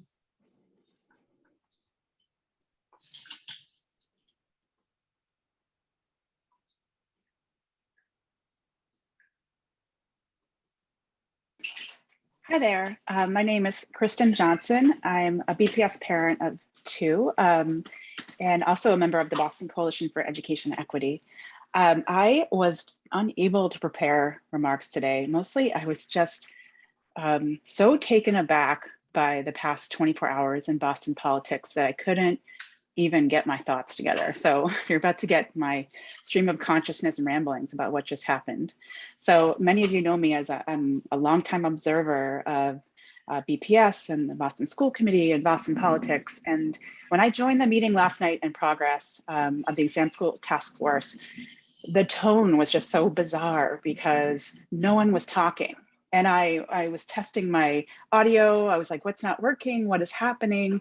But it was just long, sprawling periods of awkward silence because of the strangeness of having city councilors intervene and bring all of their months of work to a grinding halt. And as I figured out what was going on, I was just devastated for them for the hours of work they had done, just being dismantled by people behind the curtain who weren't being held accountable. What's really shocking to me is it's some of the people who disrupted the process were the same people who were asking for Lorna and Alex's head on a platter a couple of weeks ago for, similarly breaching meeting norms. So I just think that's so ironic about who gets away from breaching meeting norms and who gets held accountable in this city. And just another thing that struck me is how this entire process has been charged with threats, threats of parents saying they're going to take the ball and go home, threats to the Exam School Task Force, threats to the Boston School Committee, threats of more lawsuits, threats to reject the entire school budget. So, I just want to say to the Exam School Task Force, if the work that you're doing is getting threats from those people, you're doing something right. So I'm asking this body to please consider what was submitted on Monday night by the Exam School Task Force that reached consensus. And that's where you should land. Thank you. Thank you. We now have a speaker who will be using Cantonese interpretation services. I will now turn off the interpretation icon. Interpreters and the public will all be in the main room. Interpreters, please stop interpreting and mute yourself for this part of the testimony. Thank you. Our next speaker is Shirley Chang Wen.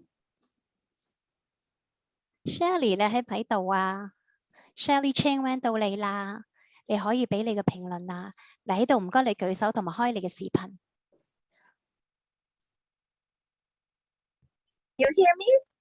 聽到啊，你好啦，咁你又係講幾句，我又幫你譯幾句咁啦。OK，我係 Queen's 學校嘅家長，我住喺 Brighton。Okay, hi everyone. I'm a parent of the Quincy School. I live in Brighton. 我代表好多亞裔家長嘅心聲喺呢度同大家分享一下。I'm sharing my thoughts on behalf of the parents at BPS. SM School 咧 ，Lighting School 咧唔係普通個學校，係以優質平等嚟取決錄取邊個，所以廢除考試我哋係唔贊成嘅。So the exam school is not a typical school. It's a school for the student with a high quality and vigor. So for you to eliminate the exam for the admission, we totally disagree. 我哋唔介意把拉丁嘅教材搬去普通嘅 Boston 學校，提高佢哋其他學校嘅水平。We don't disagree that you alleviate and increase the quality of educations like the Boston Public School to other school. We think it's a good thing. 我哋我哋係好希望佢哋從各方面去考察一個學生，例如從考試啦，從佢哋嘅平時成績啦，從佢哋多元化咁樣多項測試來決定呢個學生應唔應該去到呢個達唔達到呢個拉丁學校嘅要求。We believe when you evaluate a student, you should look at all sizes, including grade and different evaluations and academically and in a more in a more well-rounded way for admission. 例如一個例子，如果有個學生咧，佢個水平達唔到，你夾硬推佢咧，佢又覺得好困難。但係有啲好優秀嘅學生，本嘢可以去到，係因為地區嘅問題或者經濟嘅問題，佢又去唔到嘅話，咁就好似浪費咗呢個資源咯。For example, if there's a student whose standard is not qualified for the exam school, they shouldn't be allowed for the admission to the exam school. On the other hand, there are some really, really excellent students because they live in the wrong zip code or because of the economic situation in the family, they didn't get the admission. That is also unfair. 我覺得呢個入邊內閣嘅成員咧，真係要表達咗自己嘅立場同埋觀點，因為咧呢個拉丁學校係關乎到 Boston 未來嘅教育嘅水平，所以我希望咧唔好因為一啲種族嘅問題將呢個考試刪除咗，呢個係非常非常非常之唔行得通嘅方法嚟嘅。We believe that for those who in the task force for the exam school should really, really make the decision not based on race, but also look into your heart to make the right decision to really push the exam. And we believe that to eliminate the exam is not the right decision. 咁我哋上一年昆士學校有70個學生差唔多去唔到 exam school， 呢個損失同埋埋沒咗呢啲優良學生嘅呢個重大嘅損失，邊個嚟埋帳呢？ Last year, because of the change of the admission, there's 70 students didn't gain the admission seat at the exam school. This is a great loss. And who's going to help us to gain all this loss?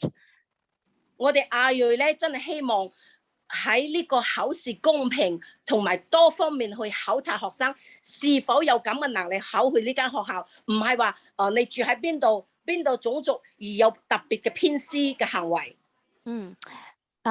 We Asian Americans believe using evaluation like the exam is a good way to evaluate for admission, not because of the zip code or because of race. 所以咧，呢個係真正嘅教育方針同埋理念。我希望大家真係唔好因為其他嘅原因，將好多優秀嘅學生排除喺嗰個校門之外，個拉丁學校門之外。As I say before, using the exam as an evaluation is a good way for admission, not to exclude many excellent students, not to be able to gain the admission because of the zip code or the race or even politics. She said that before. 只要實力先可以打其他臉，其他理由都唔係理由，所以我哋希望真係有實力嘅學生先去到拉丁學校咯。It is important to let the student who work really hard and to gain the admission by merit. 喺教育呢方面係不存在任何福利嘅。So in education, it should be fair and it shouldn't be like a welfare just to pass around. 只要刻苦學習耐勞，憑自己實力，先係可以去到人生最高嘅理想，一個更好嘅教育嘅領域。To work hard and to be resilient, and that's the only way to achieve the education goal, and that's the way it's supposed to be for the admission. Thank you. Okay, thank you. 好，多謝你。Thank you so much. Thank you. I will now activate the interpretation icon. All interpreters will be sent to your channels, and you can start interpreting again. Thank you. Chairperson Robinson, that concludes our speakers for general public comment. Thank you, Ms. Sullivan, and thank you to those of you who spoke this evening and shared your perspective. Your testimony is very important to us. Our first action item this evening is a group of in-kind donations with a total estimated value, $1,027,000. Would Superintendent or anyone, would you like to give any update before we go to a vote or questions? I have no update. No update? No comments? Okay. I will now open it up to the committee for questions and comments. I'd like to remind my colleagues about our agreed upon norm that each will take have 5 minutes. That's 1 to 2 questions. And remind BPS staff also to be brief in your responses. Are there any questions? None? If there are no questions, I will entertain a motion to approve the in-kind donations as presented. Moved. Thank you. Is there a second? Second. Thank you. Thank you. Is there any discussion or objection to the motion? Madam Chair, I will strictly say that I'm appreciative of the donation being made. Yes, thank you. Ms. Sullivan, will you please call the roll? Dr. Coleman, Yes. Mr. DeRusso, Yes. Mr. Tran, Yes. Mr. O'Neill, Yes. Ms. Robinson. Yes. The donations are approved unanimously. Thank you. Our next action item is grants for approval totaling $695,130. I'll now open it up to the committee for questions and comments. I have one grant. I normally don't speak during grants, Madam Chair, Right. but there's one that I'm particularly excited about, and that is a chef in the dining room. As you know, I grew up on food stamps, and I just really believe in food access and high quality food. And the fact that we're going to have students testing out food and getting more culturally relevant meals to our students, and that's going to influence our menu, is quite exciting. So I'm really excited about that one. Great, thank you. Are there any questions from the committee? I don't see any hands raised, so if there are no questions, I'll entertain a motion to approve the grants as presented. So moved. Thank you. Is there a second? Second. Thank you. Is there any discussion or objection to the motion? Hearing none, Ms. Sullivan, will you please call the roll? Dr. Coleman, Yes. Mr. DeRusso, Yes. Mr. Tran, Yes. Mr. O'Neill, Mr. O'Neill, you're muted. Yes. Thank you. thank you, Ms. Robinson. Yes. The grants are approved unanimously. Right. Thank you, Ms. Sullivan. Our next action item this evening is the renewal of the TransDev transportation contract. You'll recall at our last meeting, TransDev Director, I don't want to mess up your name, so Delaverne Stanislaus presented the superintendent's recommendation to renew the district's contract with transportation provider TransDev for the 2021-22 school year. I'll now open it up to the committee for questions and comments.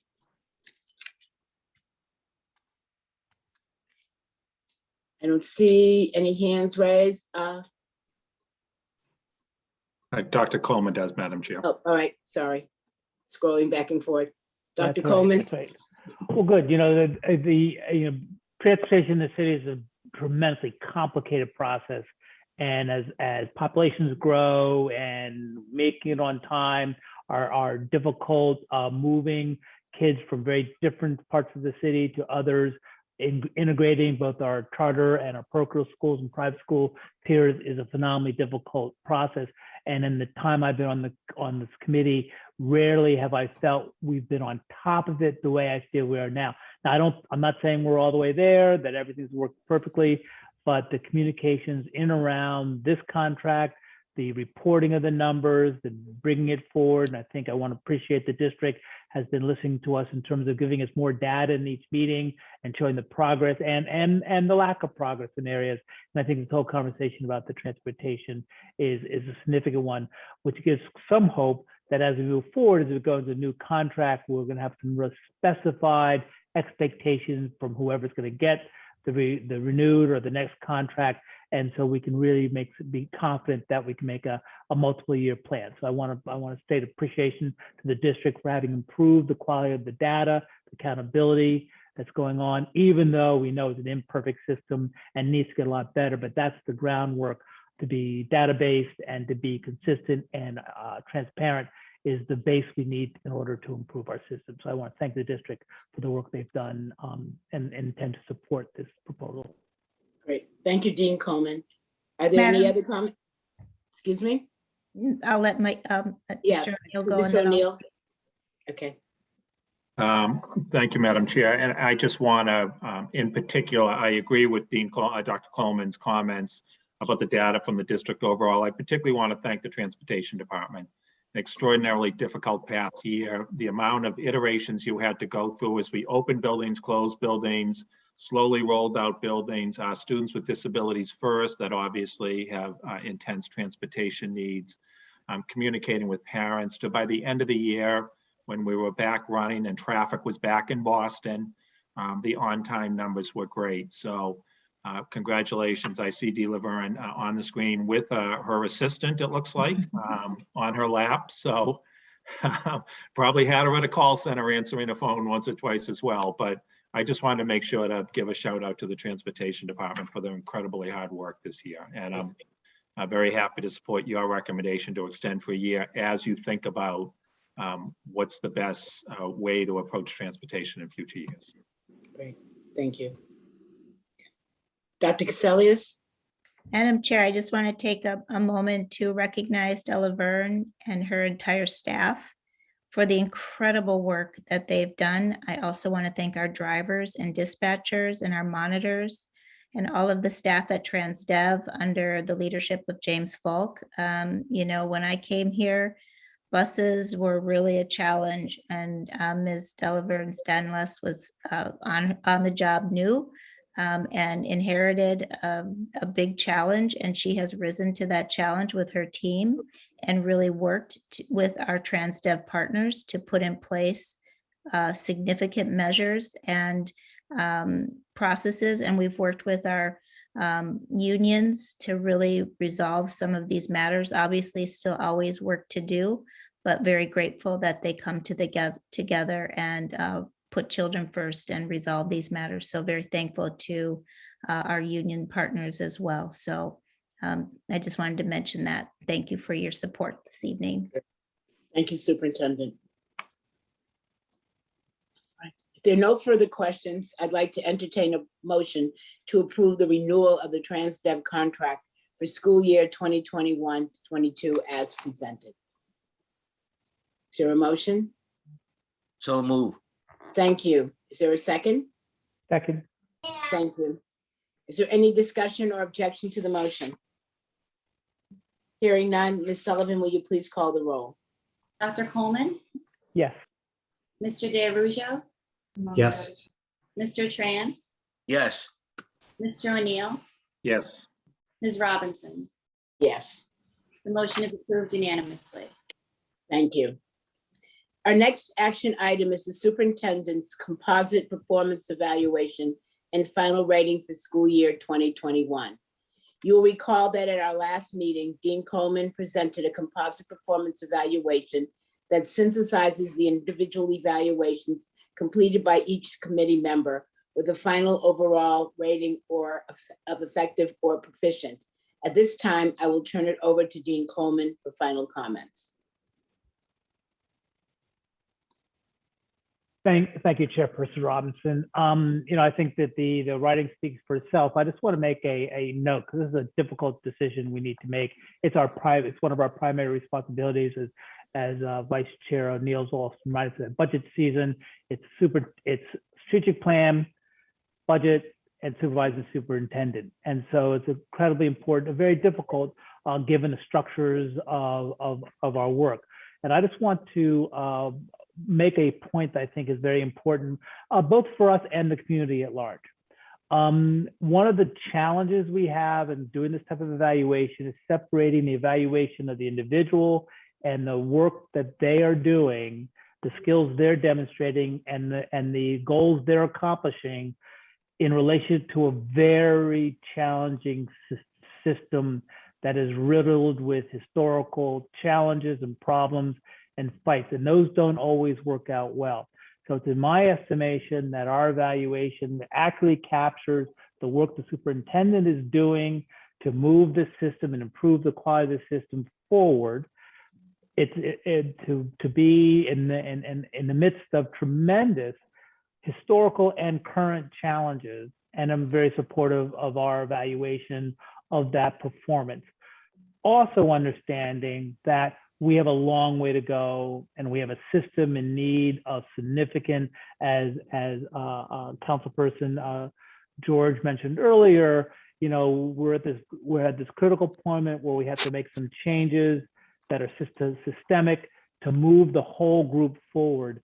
And I think we need to look at both those. In fact, we are very much responsible for being judged by how well we get that system going, and then trusting the superintendent to put our work, our strategic vision, our expectations and values into practice. And I think the current evaluation captures well both the range. I mean, I think it's very important for us to listen to the range of our assessment, because it reflects the range of our community's sense of progress. And that's an accurate, challenging moment. And I think it captures the variance of perception and the difficulty of the challenge, and allows us to make clear, because we go forward in the next month, about specifying the things we expect out of performance in the coming years. So thank you for that moment. Thank you. I'll now invite this, 1 second, Mr. Tran. I would like to invite the superintendent to give any final comments, and then I'll open it up to discussion by the committee. Superintendent. Thank you, Madam Chair, and thank you, Dr. Coleman, for your incredible guidance during this year and support. Thank you for the thorough review that you did, and I want to thank the school committee members for your individual evaluations. As you know, it was a pretty challenging year. It's been a pretty challenging 2 years at the helm here of Boston Public Schools, but I wouldn't exchange it for anything. It has been quite the ride. We've gotten a lot accomplished. I shared the list of accomplishments with you on the evaluation. We have a tremendous team that we are putting together, and they have really risen to the challenge this past year. I'm proud of the teachers, I'm proud of our school leaders, and I'm proud of all the staff of Boston Public Schools and what they've been able to accomplish under such trying times this past year. And in all of it, we've still been able to really push the agenda, as we'll see tonight, toward a greater equity for our students and greater opportunity in closing achievement gaps. There's so much that the public doesn't know, because we don't toot our own horn, from our diversity hiring work that we're doing with BEAM and with some of our Carmen Ortiz, and some of the work that we've done around ensuring we meet our Garrity order, to the work that we're doing on exam schools tonight, to the mass core policies that we passed, to our data policy, which was so important then, was such an important piece to so many in the community to protect our immigrant students and protect all of our students, really, and set clear expectations around that, to serving 6 million meals and getting our buses running on time, and distributing a lot of PPE this year, and getting our buildings clean, and supporting our custodians by putting additional custodians in our buildings so that they could have the tools and the support they need to maintain our buildings, even though they're so old, and make sure that they were clean and safe for our students, to managing a pandemic response with our nurses leading the way, and so many of our teachers stepping up and creating new lessons and new ways to do work. They're just amazing, to our social workers and psychologists and special ed team that was trying to reinvent providing services when it was, nearly impossible to provide those services in a remote environment to students who couldn't access them. Yes, there's still so much more to do for our EL learners, for our special ed learners, to set our academic vision on target. Those are still things remaining that we still need to do, that got set aside. Our high school work still needs to be done and prioritized. And now with the ESSER opportunity right there in front of us, we have the opportunity to build a strong consensus around greater equitable opportunity for our students. And we're going to lean into that, and hopefully in the next few weeks have a really strong plan for you to approve for for moving forward, and our community will be behind it because it will be what they said they wanted.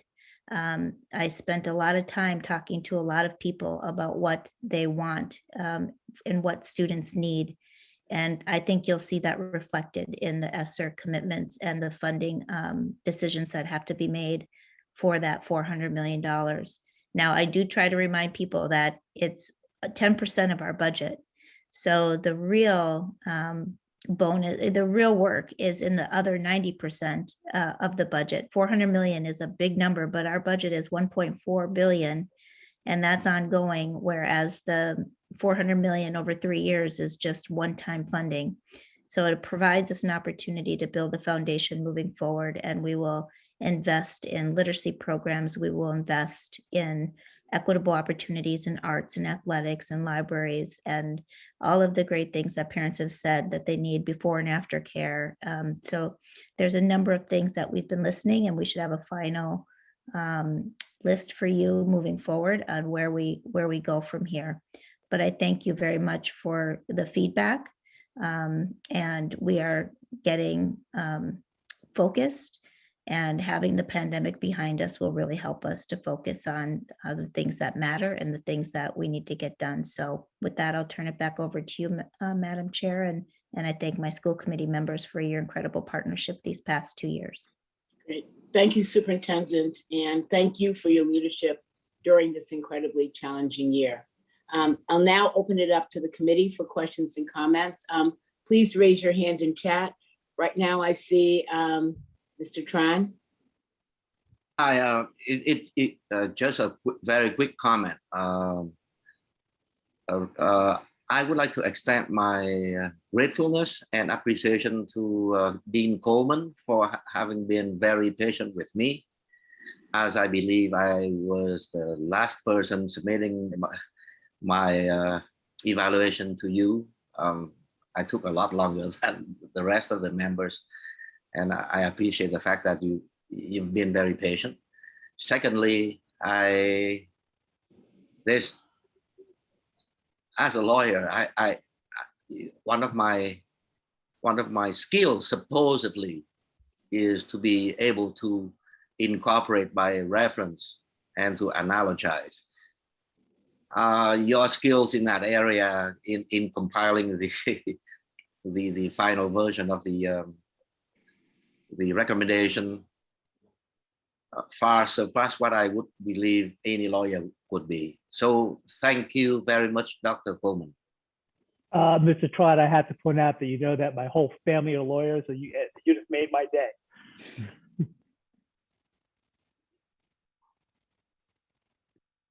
Great. Wonderful. Other members?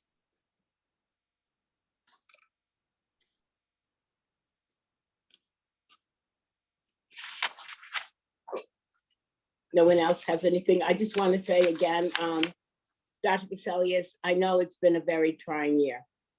I think the thing that gives me the greatest hope in all of this is that, you know well, my focus is on children.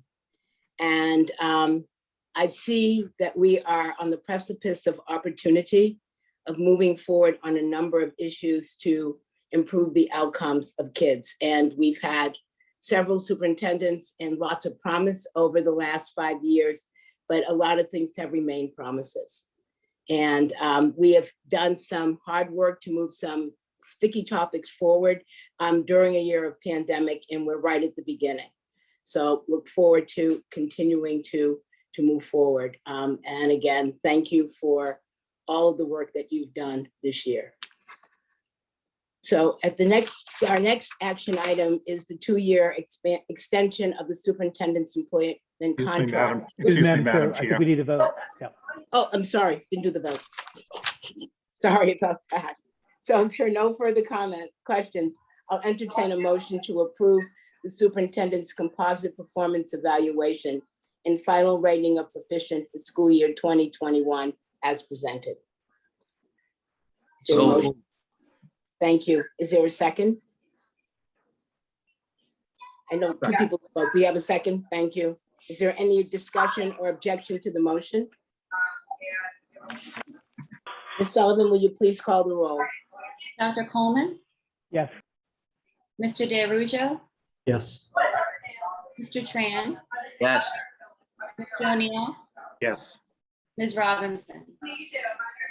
Yes, Motion is approved unanimously. great. Thank you. Okay, so our next action item is the 2-year extension of superintendent's employment contract from July 1 to 2020 to June 30, 2024. As the committee discussed at our last meeting, Dr. Caselius is completing the second year of a 3-year contract. Under the terms of her employment agreement, the school committee must vote by today to grant her a 2-year extension, or else an automatic notice is triggered that the committee is not renewing her contract when it expires 12 months from now. At the last meeting, Mr. O'Neill provided a good summary of the situation, and so I'm asking him again today if he will come forward and provide some slides and some clarity so everyone understands why we are taking the vote we are tonight. Thank you, Madam Chair. So thank you, Madam Chair. And Thank you. at your request, I'm going to screen share here for a second. And so at your request, we did review closely the superintendent's contract, which is a public document and I believe is posted on our website. But for sake of clarity, I have highlighted several points just so folks can understand, and I'm only going to quickly state some facts just so folks can see why the school committee is moving forward with this at this moment. We respectfully understand that some have suggested we delay this for a while, either past November or for a year, et cetera. And this is because of the written contract that exists between the school committee and Superintendent Caselius. So our last contract with our last superintendent was for 5 years when Superintendent Caselius was selected. And this is the front page of her contract, the agreement between Dr. Brenda Caselius and the Boston School Committee. So when superintendent was selected, the decision was to, instead of doing a 5-year contract, to do what was called a 3+2 year contract. And the thought was after 2 years, do a brief touch base, and was the superintendent proficient or above, and at that point extend. And if we didn't extend, then it ought, as the chair just said, would automatically trigger a notice of a non-renewal of contract. So this is the overall contract for the with Dr. Caselius. As I said, it is a public document. There is one specific, excuse me, I'm just trying to move so I can see here. There is one specific section as to contract extension or termination, and that is section 1.1, term of employment. I'm not going to read the entire thing, but I am going to highlight several specific areas within this paragraph so folks can see it a little bit easier. The first says, the contract may only be extended with proficient or better rating. And that specifically says this agreement may be extended for an additional period of 2 years in the discretion of the committee, in the sole discretion of the committee with the consent of the superintendent, contingent upon a majority of the whole number of committee members giving the superintendent a rating of exemplary or proficient in the end cycle evaluation that takes place on or around June 30th, 2021, which happens to be today. So that first criteria has been met. That same section 1.1 goes on to say, notice of the committee's intent to extend this agreement or to end the employment relationship upon expiration must be given by a certified mail return receipt request to the superintendent at least 12 months prior to the anniversary date of this agreement. And that is important. It also goes on to say that if the committee does not notify the superintendent at least 12 months prior to the stated expiration date, and 12 months prior to the stated expiration date would be this evening, June 30th, of its intent to extend or terminate this agreement, the employment relationship shall end upon expiration. So that means if we choose not to extend the superintendent's contract tonight by 2 years, as was originally planned with a 3+2 year contract, by tonight, which is June 30th, 2021, then we are automatically in effect giving notice that the employment relationship shall end upon expiration, which would be June 30th, 2022. And just for clarification for folks, when it refers to anniversary date of contract year, the contract year for purposes of this agreement shall be the period between July 1st and June 30th of subsequent calendar year. So just to reiterate again, end of this section 1.1, the agreement may be extended for an additional period of 2 years. It does not say 1 year, it does not say 3, for an additional period of 2 years at the sole discretion of the committee with the consent of the superintendent, contingent upon a majority of the whole number of committee members giving the superintendent a rating of exemplary or proficient in the end cycle evaluation that takes place on or around June 30th, 2021. So I just wanted to point out to folks why the committee is moving on this matter at this point, and why we have to take this vote by June 30th, 2021. If we do not either vote to extend the contract for 2 years, or if we so choose to vote to terminate the contract, then an automatic notice is triggered that the contract will expire 12 months from now. Madam Chair, you asked me to just kind of lay out the facts in relation to the contract. Again, as I shared, it is a public document. The entire contract is a public document, but this is the relevant portion to why the committee is addressing the matter at this time. Great. Thank you, Madam Chair. Thank you. Thank you. That's a very good summary of the situation. And I agree, and agree that triggering a notice of non-renewal would be a disservice to our community and would put our district in a period of uncertainty.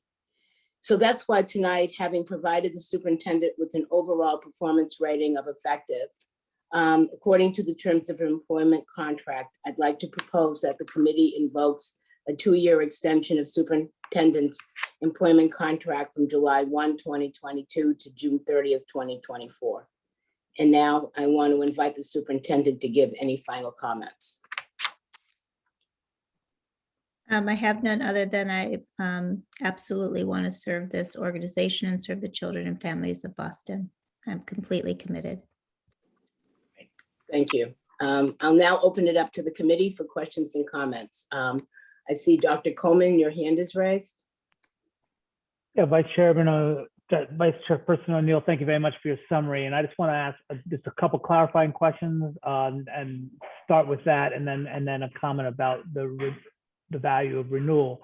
So it's my understanding that this 2-year contract, the superintendent is still an at-will employee, and so if there's something that happens in between, this does not mean that it's a guaranteed, but does mean we're responsible for her the salary, but that things could change as they have in the past. That's question number one. So Dean, Dr. Coleman, if you don't mind, I'll take each one as they come along, if that's okay. Yeah, that's number one, you're absolutely right. It is ends up being a 5-year contract, but yes, the superintendent is an at-will employee. The superintendent could choose to leave Boston. Does have to give us notice of a certain period of time if she chooses to leave. Also, the committee is always free to terminate the employment with the superintendent either for cause or without cause. And if it is without cause, then the maximum liability to the committee is 1 year severance. Thank you. And then my second question, as I understand that, this is my understanding, I just want to make sure that I'm moving forward with the full information. The second question is, it's then also true that we now have to, we have next year's process of evaluation will be the leading up to the extension of a subsequent contract after this. So in fact, by next June, don't we have to come forward with if we're going to extend the contract beyond the 2 years, we have to make that decision within the next 12 years or not? We're going to do that in the subsequent year. I ask that because there's questions about how to structure the next round of evaluation in relationship to that timing. Correct. No, this contract was strictly structured as a 3+2 for a total term of 5 years. I would anticipate, typically contract extensions are done with sitting superintendents across the country 1 to 2 years before the planned expiration of their contract. If the committee or school board is happy with the superintendent's performance. And so that is the typical practice, but there is nothing in writing in this contract about a specific time period that must be met beyond that. Thank you for that clarification. I coming from the educational organizations that I've in, it's common practice that you make the renewal in the penultimate year to give both parties a year to make any decisions if it's not a positive outcome. But that was I was imposing an external vision there. And then my third point that I want to make in general, I think Chairperson Robson brought this up. You know, with an effective performance as a superintendent, we, I think, have a deep responsibility to drive stability for this district and our children. With what's happened, you know, we're in the middle, we're transitioning in mayors. We've had major transitions in superintendents over a decade. We don't have a coherent, cohesive, professional culture and system plan. And Dr. Cassellius has been working very hard to develop that, but that takes time. In a public system, she can't fire everyone and have 20 people looking for every job. It takes time to move forward, to bring everyone's behavior in line with our value system, with the pragmatics of the operational plan within the strategic vision that we've established. So for that reason, I am a huge proponent, as Ms. Robinson said earlier, of the stability that this 2-year contract will bring to our system so that people know. And I want to be very upfront about the idea there are people in our system for whom this will not reflect what they want to happen because they're not aligned with the strategic vision as we're now operationalizing it. And that gives them choice. Rather than sitting and waiting, it gives them choice. And then as we rejuvenate, reimagine, redefine what we're doing, people know that we as a school committee are committed to this strategic vision and plan at this point in time. And if people are going to come into our community to work with us, this is a system they're coming into, not something that may change in 6 months or a year. This is something we're committed to because we have to drive deep changes to get the outcomes we desire. So that's why I'm a strong proponent of this 2-year renewal. Thank you very much for your time, Madam Chairman. Thank you. Mr. Tran? Yes. Thank you, Dr. Coleman, for your comment. There's no other way I can summarize my thought the way you did. I appreciate that.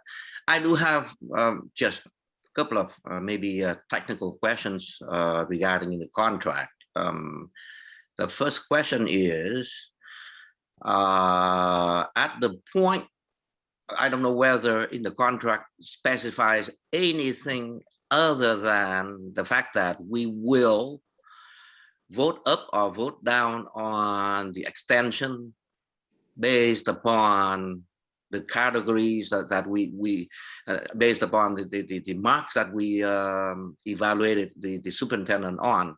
In another word, if we have come to the conclusion that her performance had been proficient or effective, then we are to offer the extension.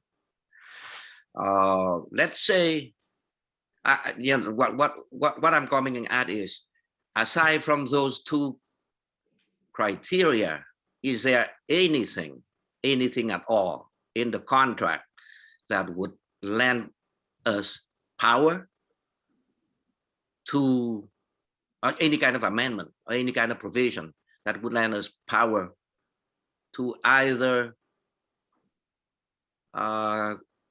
terminate her employment regardless of the proficiency or the effectiveness marks that we gave her?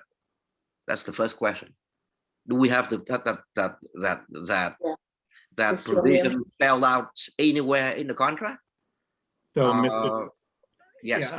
Mr. Tonoff, if I may try to address that. So the way it is phrased that, and again, the chair and I did speak with legal counsel on this, the Boston School Committee legal counsel, to make sure we understood crystal clear the contract. The way it is phrased is the proficient or exemplary rating is a minimum bar that has to be, or a requirement that has to be met before we could offer a 2-year extension. We could not offer a 2-year extension if, for example, the composite rating was, in development type thing. So it is a minimum requirement. It does not automatically trigger the offer of an extension.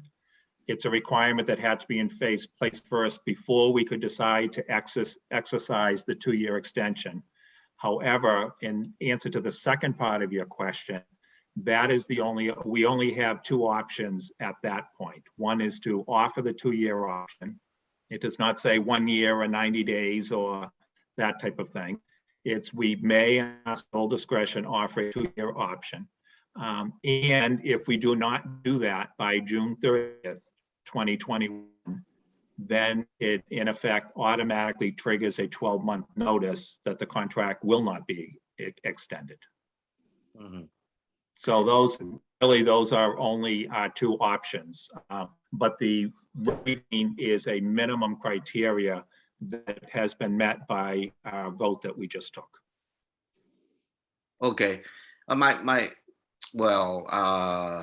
wish the contract was written in a more thorough way to give us some latitude on how to come about the extension. Well, we do have 2 lawyers on the committee now who were not previously on the committee. So I'm sure next time we undertake a negotiation, we'll put both of the attorneys on the committee to work. Yes, okay, sure.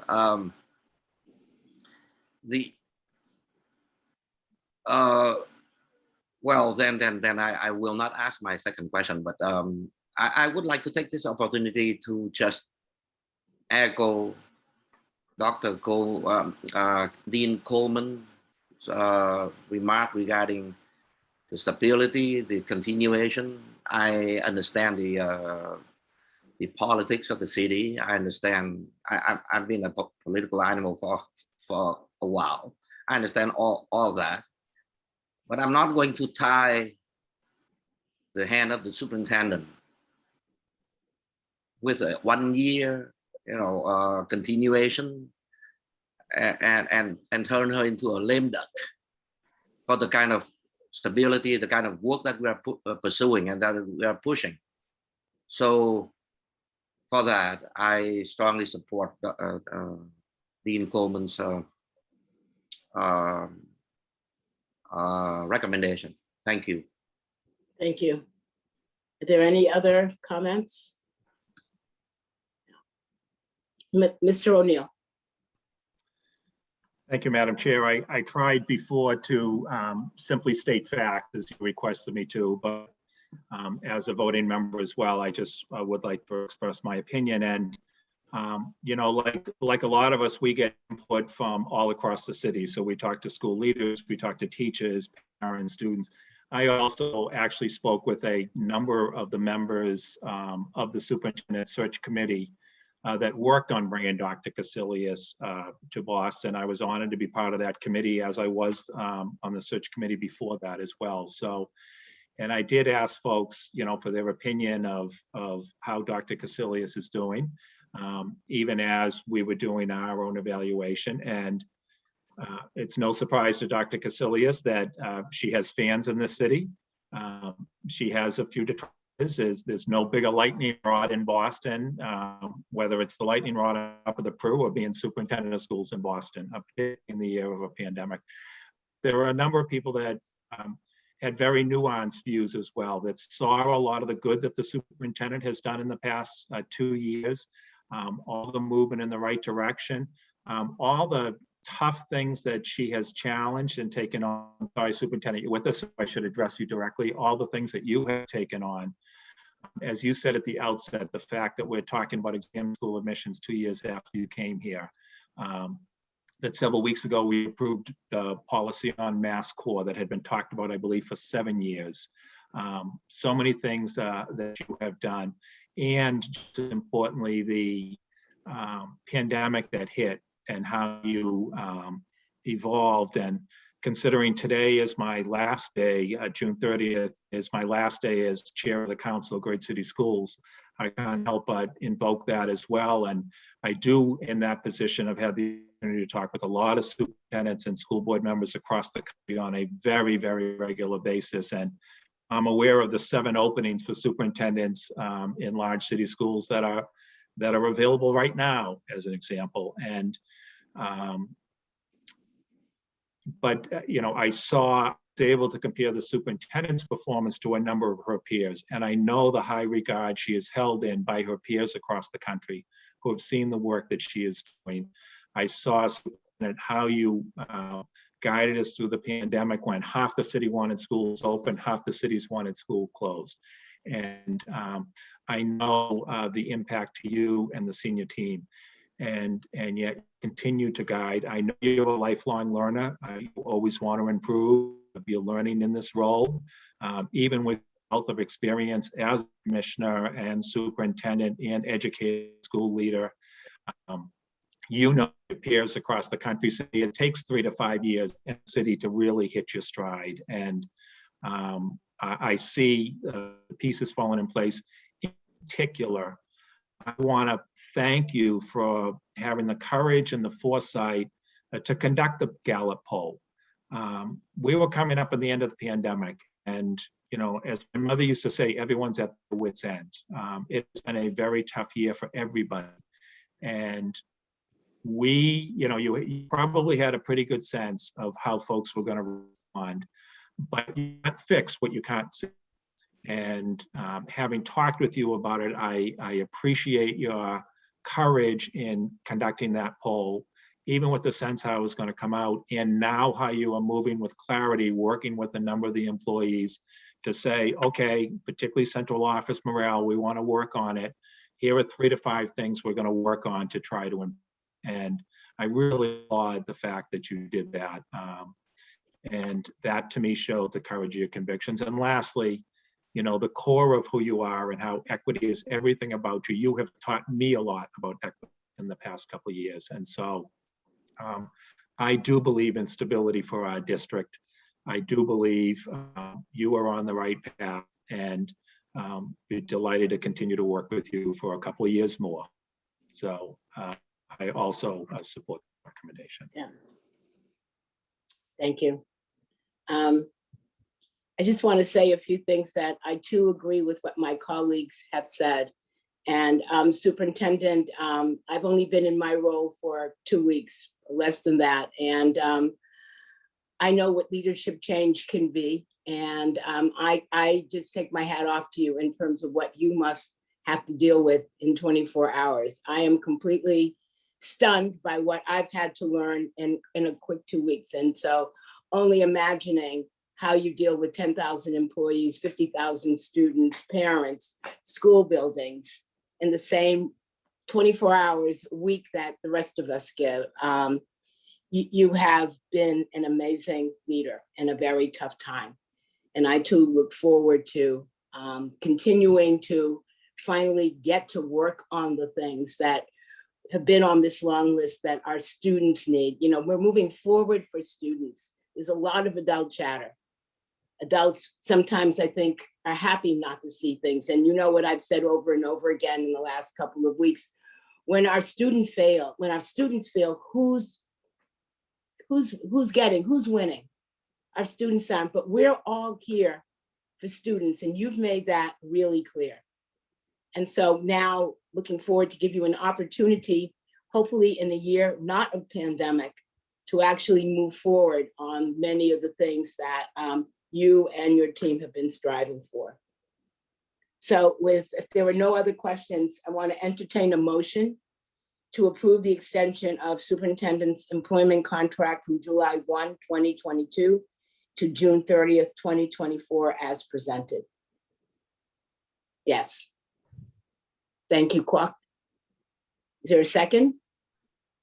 Second. Thank you.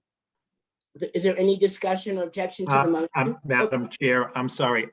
I'm unclear if Mr. Ron was trying to raise his hand to ask a question or if he Oh, were was you making waiting? the Oh, I'm motion. sorry. Sorry, I Mr. Conlon, apologize. were you trying to, were you raising a question?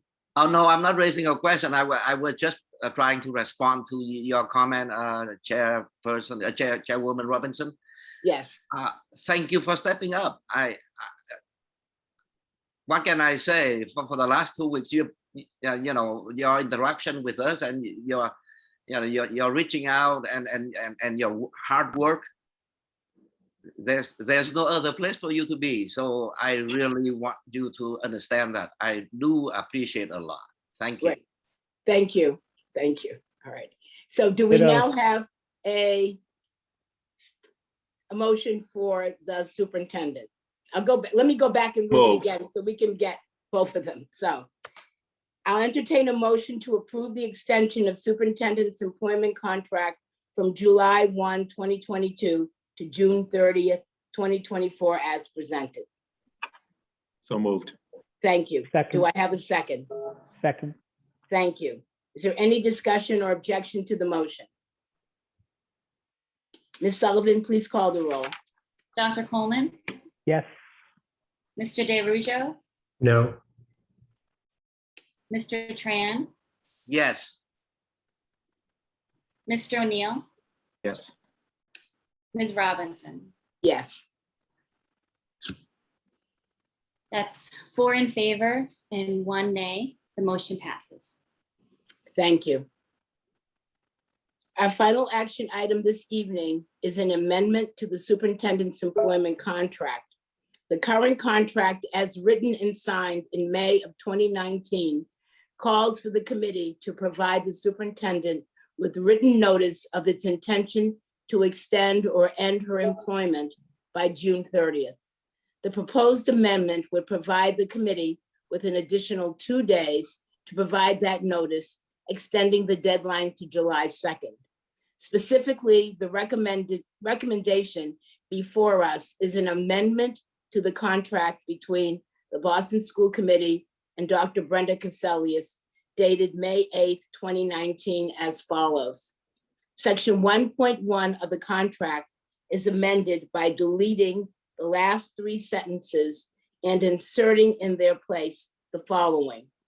The committee shall provide written notice to the superintendent of its decision on an offer to extend this agreement by July 2nd, 2021.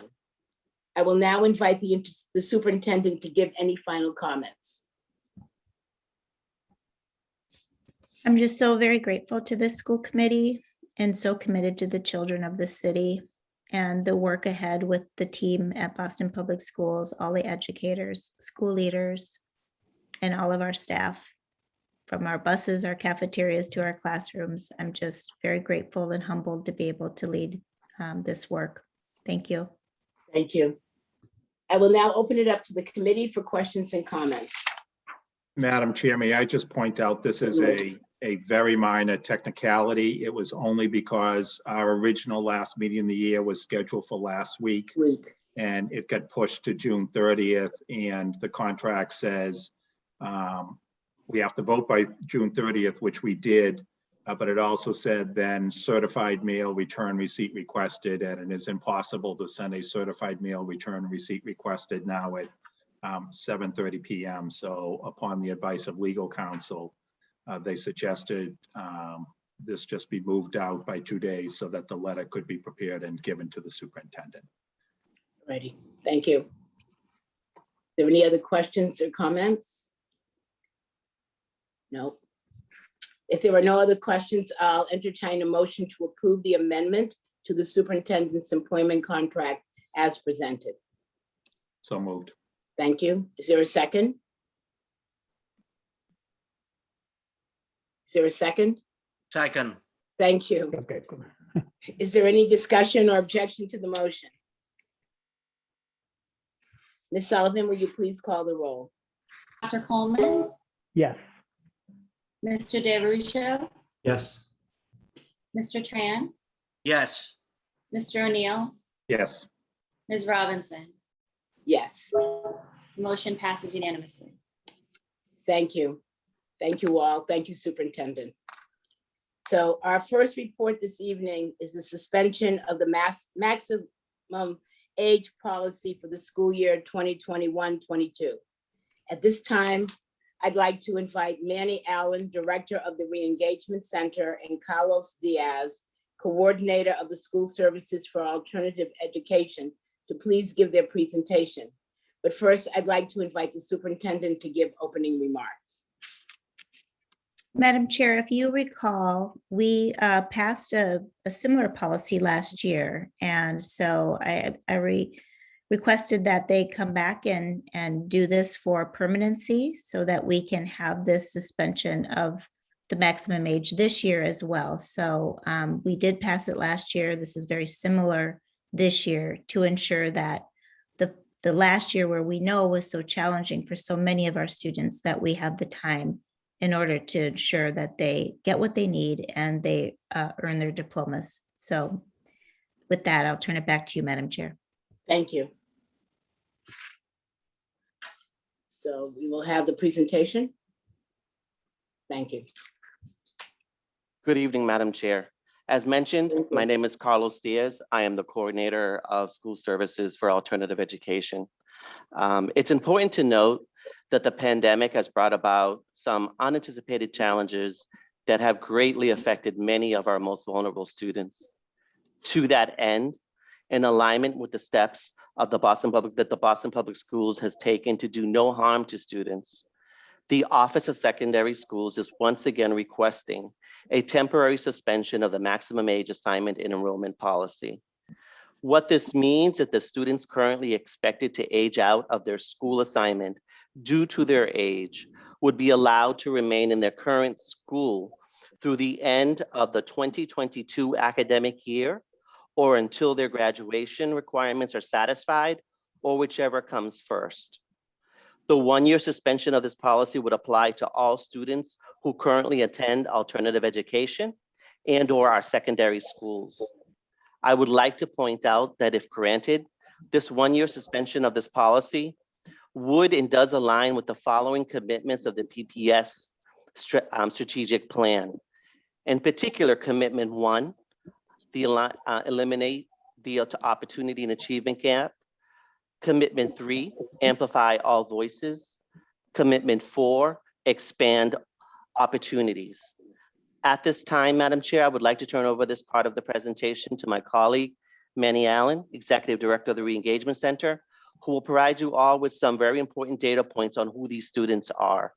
Manny? Good afternoon, everyone. Well, good evening, actually. Good to be here with you. Just going to give you a little breakdown of who these students are.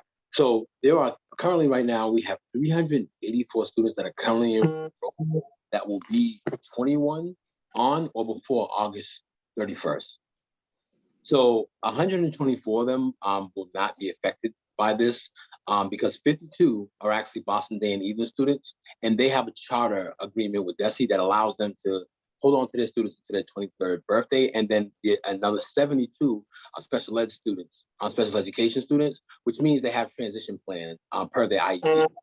So really what we're talking about are the 260 remaining students that can possibly benefit from this if we approve it. And just those students, is 89 are from BARDA, and that's a level funded school, and 171 are from other schools which have different funding. And therefore there will be minimal to no financial impact on making this decision. So just to be clear, again, and the superintendent said this, we suspended past, and this past school year, this past school year was was just like the first one. So we decided to make a recommendation for a yes vote. So the implications of a yes vote will mean that all the students who were turned 21 on or before August 31st will be permitted to remain in school until graduation, or whichever happens first, whether they finish or the school year ends. And a no vote would mean that all those students, the 260 students, will be required to exit unenrolled, and they will be referred to adult ed or adult programming at the end of this school year. Thank you for your time, and do you have any questions? Righty.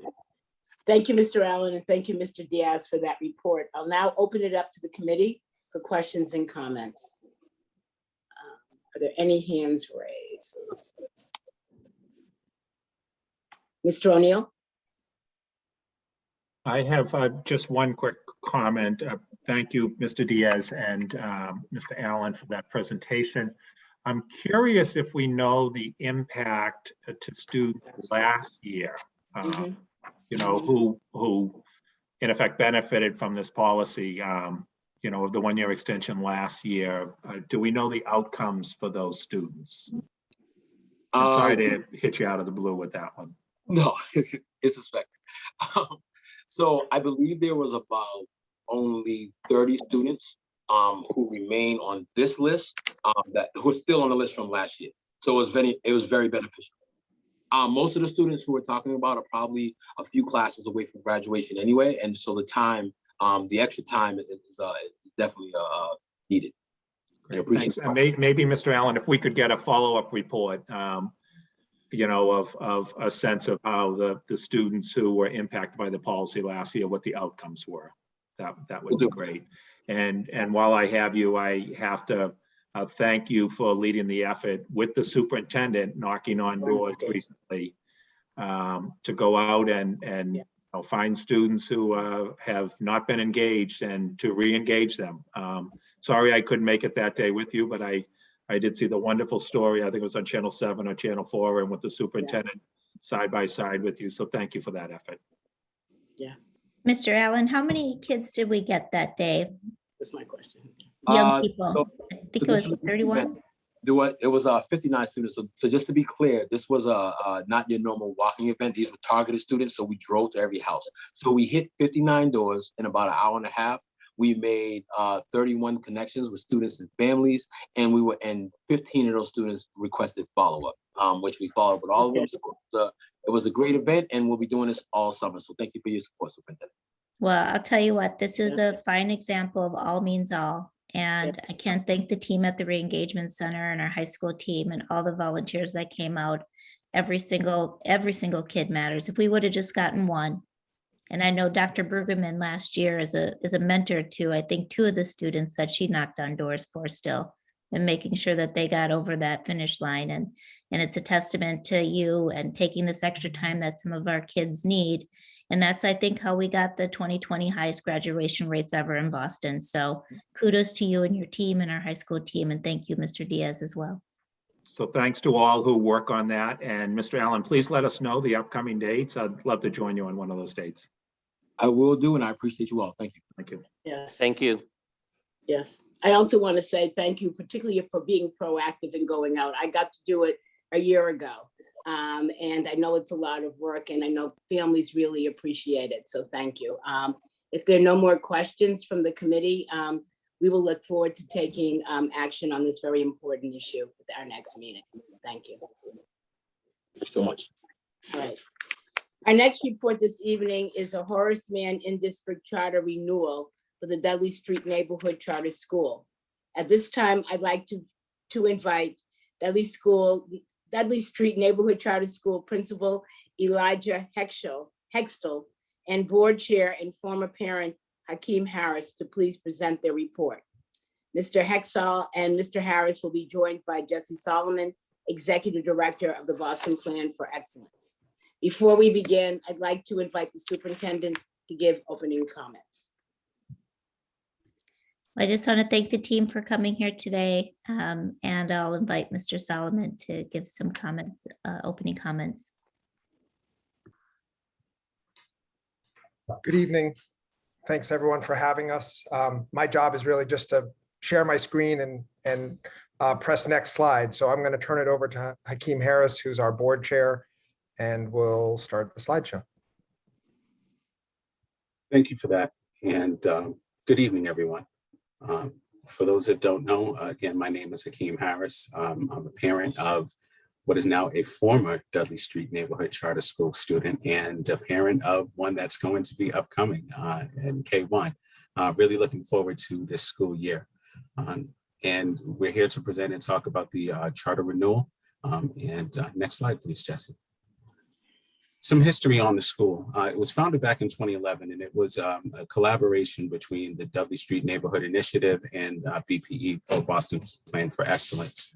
Although it was started in 2011, there was a lot of planning that went into the formation of this school. And it was launched specifically to try to create a K through 12 pathway in the Dudley Street area. And we were able to do that with combining with the Dearborn STEM Academy. BPS, Boston Public Schools, BPE, as well as DS&I. It's a very unique partnership to create this Horace Mann Charter. It's really been, in a lot of ways, really a beacon of the neighborhood. There are three main parts or three main missions, and we'll go into this in a little bit more detail as we go through the presentation of what the schools really three pillars of what we wanted to do. First and foremost is to provide a high quality education for all students. We know that this area has been traditionally underserved, but that does not mean that they are undeserving of having this quality education. There are a ton of kids in this area, and they're all pretty phenomenal. So to be able to be part of offering them that education has been really an honor and a privilege on my part. Number two is to serve as a driver of human capital development. One of the things that makes Dudley Street so unique is that there are so many adults that are in the building, and all of these adults are really focused in on what is best for the child, for our students. So it makes it a lot easier from an educational standpoint for you to be able to pinpoint exactly what each student needs and be able to provide that for them because of having, again, so many adults in the classroom that are really geared to education. And three is to serve as a partner to improve the Dudley Street neighborhood schools. Again, we've got a lot of students in this area. We've got a couple of schools in this area as well. And we wanted to make sure that we stood out in a way so that any parent that had a child in that K to 5 range would choose Dudley Street as being the place that's partnered with the responsibility of really raising our children. Next slide. So good evening, everyone. I'm Elijah Hextall. I just finished my first year as a principal here in Dudley Street Neighborhood Charter School, and I just want to briefly highlight some of the things we're proud of. Many of which was a lot of the work preceding my time, but that I've had the benefit of kind of capturing and I'm tasked with continuing. And so, as Hakeem mentioned, we kind of have 3 elements in our mission and thinking about what we want to do, and wanted to share that. We've had some academic successes. We've seen the heavy majority of our students with 1 or more year of academic growth with all of our internal assessments, thinking about literacy, especially in our elementary schools. Early literacy is extremely important for the trajectory and success of students in the future. And even in this year with the pandemic remotely, we saw similar results as our teachers and staff worked their butts off to continue that work. You can go to the next slide as well, Jesse. And also, if you look at the scaled MCAS scores, which is what this slide is quickly highlighting, and specifically looking at our student population and our subgroups of African-American students and Latinx students, of which make up 95% of our population, we really want to think about how they're performing. And then as compared to both Boston Public Schools, as well as statewide, we're right on par, if not ahead. And so despite even not having this year's MCAS results yet, and the last year or so with the absence of the test, we are very proud of the work that we've done so far, and I think we'll just continue to grow as we move to the future. Next slide. Second piece that we want to highlight is around how we prepare and support Boston teachers. We are very lucky and blessed to be partners with Boston Public Schools and actually be a teacher pipeline for the district. And so Boston Teacher Residency operates within our school. It's been operating for a very long time. From a longevity standpoint, Boston Teacher Residency has prepared over 700 teachers for the Boston Public Schools, over half of which are teachers of color. Half of our secondary teachers are in a STEM-related teaching field, And then roughly a third of our teaching grads are in special education or are as ESL teachers. And so we are not only a pipeline for teachers, but for the highest needs areas for the district, and are really proud to have done that work. And if you look specifically within Dudley Street over the last 4 years, we've actually had 40 teachers that are now in Boston Public Schools, all except for one went on to teach in Boston Public Schools, 3 of which stayed beyond their 2 years. And so we're proud and committed to have both teachers who we have trained who are currently in our school and staying and working with our students, both in our school and our community and then across the district. We also have Dudley Promise Corps, which is an AmeriCorps program that plays a critical role in our school. They support students, they support teachers, they've done tutoring, they run after school programs and enrichment, and they provide a lot of the activities and supports that our students need to get. And I think, quite frankly, our families really are attracted to, given that we have a large number of adults, and that lowers the student to teacher and adult ratio, which allows us to do a lot of different things, including supporting families during COVID, providing Zoom tutorials, and doing all the little things that make coming to school a lot easier for our families. Next slide. And just to highlight that last part, it really does make a huge difference. I know when we were trying to decide what school we were going to send our daughter to, one of the things that would made it most attractive is the fact that there were so many people that were, again, focused on both the academic enrichment as well as social and emotional enrichment of the students. It made a huge difference, at least with us, and us deciding to go with Dudley Street, and not just once, but now twice here. And regarding that third pillar, that third thing that we talked about, making sure that that we improve the educational opportunities in the Dudley area. There was a co-founding of the Nubian Neighborhood Network between DSNI and Project Hope to try to organize for COVID response. We know obviously this hit everybody hard, but it always hits disproportionately harder for those that are either underserved or underprivileged from a financial standpoint, and therefore being able to mobilize and get the needs of both these students and their families taken care of during COVID was huge. There are a couple of initiatives that we set out. One is strengthening that STEM ecosystem in the neighborhood. So we partnered with Math Talks for math installations across the neighborhood. And on top of that, there's now been this kind of synergistic relationship between us at DSNCS, as well as the Dearborn STEM Academy. And as a matter of fact, in April vacation, there was a STEM Academy for 4th and 5th graders at Dearborn, which they absolutely loved. If you've seen the Dearborn school, it's pretty cool. I went in there and my jaw dropped. I was actually a little jealous because my schools looked nothing like that growing up. But just being able to give these kids an opportunity or a look at something that they might not otherwise have thought of. STEM might not be where they would have gone had there not been this focus from this K-12 pathway of being able to build that out. So now you're talking about students, again, that were largely underserved that are now expanding their horizons in terms of what they can do and where they can go. And to demonstrate how much that relationship means, 75% of the 5th graders are going into Dearborn from the 4 neighborhood feeder schools.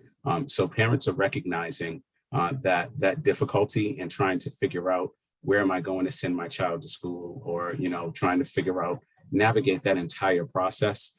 Being able to have this option of knowing that my child will be in this specific neighborhood, and knowing that they'll be under an oversight, that there's again that relationship between the 2 schools is huge. It takes away a large amount of stress from a parent's decision-making process, and that cannot possibly be overlooked.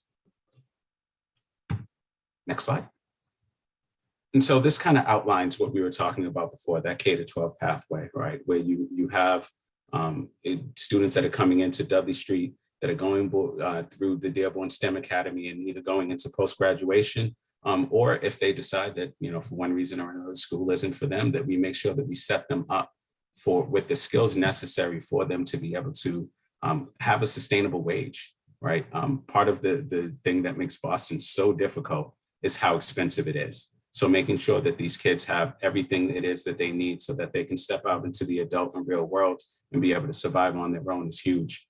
Whether that is post-grad and going on to college or some technical school, or deciding to enter the workforce right then. Next slide.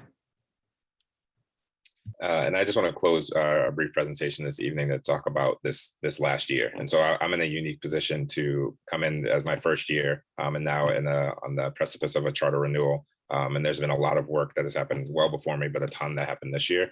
And I think it goes without saying that I need to thank my staff and our families and community for supporting us throughout this year.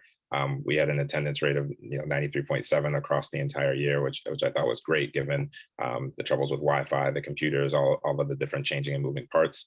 We have 96% staff retention as we head into next year. And so we have a poised community that is embedded and loving what we're doing. And I think that we have a lot of potential for continuing the work of the school. We also have a projected higher enrollment going into next year, which is fantastic. And so I'm hopeful for the support of the school committee, the continued support of the superintendent and the district as we try to continue the work at DSNCS. Thank you all.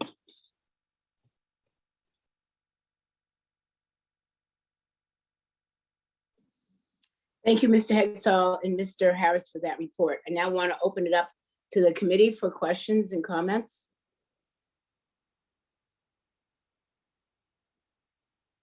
I'm looking.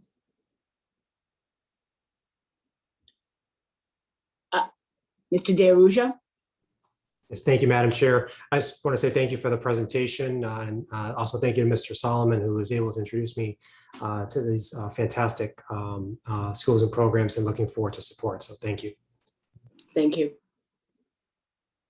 Dean Coleman. I want to recognize the tremendous progress that this community has made over the time that they've gone forward. And I agree with they have addressed many of our major issues, both creating a center, school-based center in a community where people can look forward to and have multiple children join, helping build our capacity of developing and recruiting and retaining culturally competent and linguistically proficient educators, all very wonderful. And also, I know they also the willingness to share the knowledge they're gaining with all of us. So that's very important. It's exactly when the charter movement was started, I think this was the vision that people had for how it could benefit a traditional public school system. So thank you for your great work and the long-term dedication that has taken many of you to get to this point. Thank you. Other members? Mr. O'Neill? Yeah, I just want to say, I remember this journey well, and I was absolutely blown away by the statistics. 75% of fifth graders from the 4 feeder schools going to the Dearborn. That was exactly what the hope was when we talked about doing a coalition of schools and having a feeder program. And you were really one of the first in the city where we tried to say, these schools will feed into this school, but parents will only do that if they see quality. And obviously the gorgeous building helps, the most beautiful public high school in the city of Boston, custom built, the first school in New England, custom built for STEM education. So even when you go up on the top floor and you see the generators and everything with glass, right? That used to be in the basements. We never went near them, and now they're in glass so the students can understand how they work. I mean, so many things were thoughtfully done in the school, but this is all about parents wouldn't have their children there if they didn't believe they were getting a quality education there and being set up for the jobs of the future in this city. And so I absolutely love to see that statistic, and it'll be interesting how some of the other feeder patterns that were set up around the city, if they're having that higher result as well. I am curious about how you are on capacity, particularly at the Dearborn versus enrollment. Yeah, we are. Thank you for the question. We're basically at capacity now. The building was projected to take 600 kids, and we're projected at just over 600 for the coming year. So we've been growing each year. So we think we're at full size.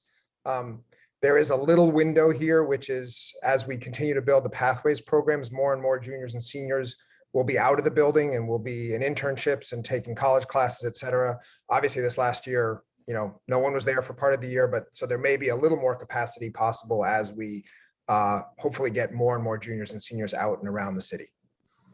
You know, it reminds me of Field of Dreams when you say, if you build it, they will come. I remember so vividly how hard the neighborhood fought for this school to be built and for them to have ownership of it. And I'm so thankful that they did. And I'm so grateful for the direction that it's going and for the long-term commitment of you as well to this school and this pathway. Thank you. Great. Thank you. I have a couple of questions about the capacity at Dudley Street. And so if, is the curriculum at Dudley Street, do you have a heavy STEM curriculum in order to help kids transition and understand what the potential is going over to the Dearborn? Yeah, so we've actually integrated both a STEAM class, science, technology, engineering, arts, and math for our lower grades, as well as a traditional science class for our upper grades, our 3rd through 5th. So every student at Dudley Street has science as a course throughout the entirety of the year, from the time they're a K1 student all the way through 5th. And we're taking part in some of the coding initiatives that Boston Public Schools is actually offering to some of the science and STEM teachers. And so we're trying to draw on a lot of resources. And quite frankly, I think I have a vision for a STEM elementary school, because why not start right away? So yeah, so all of our kids will have that. And we're going to try to continue to expand what it looks like throughout the next few years. Great. And my other question is about the feeder schools. And again, the curriculum, is there shared curriculum amongst you and those feeder schools around STEM in terms of growing a strong, cohort of kids who are coming in with some shared experiences as they make that transition and during the time that they're in their elementary schools? Yeah, so I would say we are not at a point where we are with all the other schools collaborating in the same way that we are with the Dearborn. And so a lot of that work is happening obviously vertically. And I think that our next goal is to obviously think about then, what are we doing with the other 3 schools and what can be aligned, where can there be partnerships? But that has not been as concrete as it has been obviously directly with the Dearborn. Great, thank you.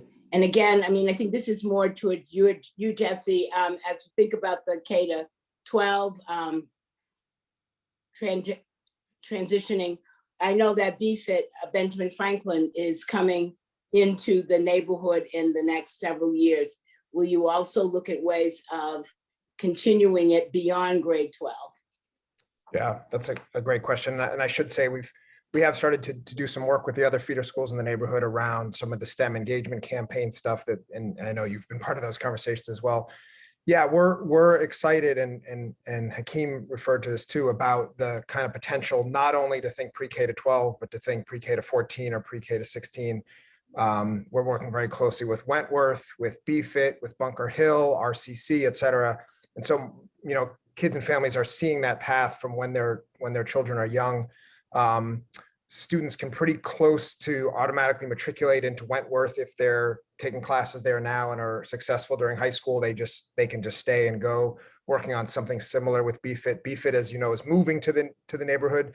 We're collaborating with them around building an engineering lab at advanced manufacturing lab at the Dearborn, where BFIT would actually offer classes right out of the Dearborn. So almost like a college campus on a high school campus and vice versa. So yeah, there's a ton of possibility there. And that's for Dearborn kids, but that's for kids from other high schools. That's for folks from the community. There's, that as I think the original vision of that building should be open all the time. There should be stuff going on there. So that's where this all should go. Wonderful. Thank you. Are there any other questions? If not, I want to thank you, and the committee will look forward to taking action on this charter renewal at our next meeting. Thank you all for your presentation. Thanks very much for having us. Thank you. Okay, thanks. Our next report is a policy recommendation from the Exam Schools Admissions Task Force. You'll recall that on June 16th, Task Force co-chairs Tanisha Sullivan and Michael Contompasas presented the committee with an update on potential areas for consideration. Last week, the committee and the task force held 2 joint listening sessions to hear further input from the community. And last night, the task force wrapped up more than 4 months of deliberations and came to a consensus around the policy recommendation for school year 2022, 23 and beyond. Before we dive in, I'd like to invite the superintendent to give opening comments. Madam Chair, it's not on us that this is a very monumental moment for our school committee and for our city. And the incredible work that this task force did over multiple months, many hours, to examine the data, to look at equity and opportunity, and to make recommendations to this body based on their best thinking and their best advice and the evidence that they were able to look at. I want to first just commend all of the task force members under the leadership of President Tanisha Sullivan and of the NAACP, Mike Contopasis, former superintendent and head of school at Boston Latin School. I want to thank all our school leaders, particularly Rachel Scarrett and Tanya Freeman Wisdom, who were able to join, our students who were amazing, our parents, and many stakeholders who spent time both in the task force and then those who provided public testimony during the public hearings or during the meetings themselves. I also want to thank my team who put in endless hours, our entire ODA department, Office of Data and Accountability Department, headed by Ms. Monica Hogan and Ms. Roberts, who heads our Community and Engagement Office. Their incredible, tireless work has been commendable to get us to this point. I'm extremely proud of this policy and the work going forward. I acknowledge the pain that is felt by many within the community and the way that the meeting went on the very end at yesterday.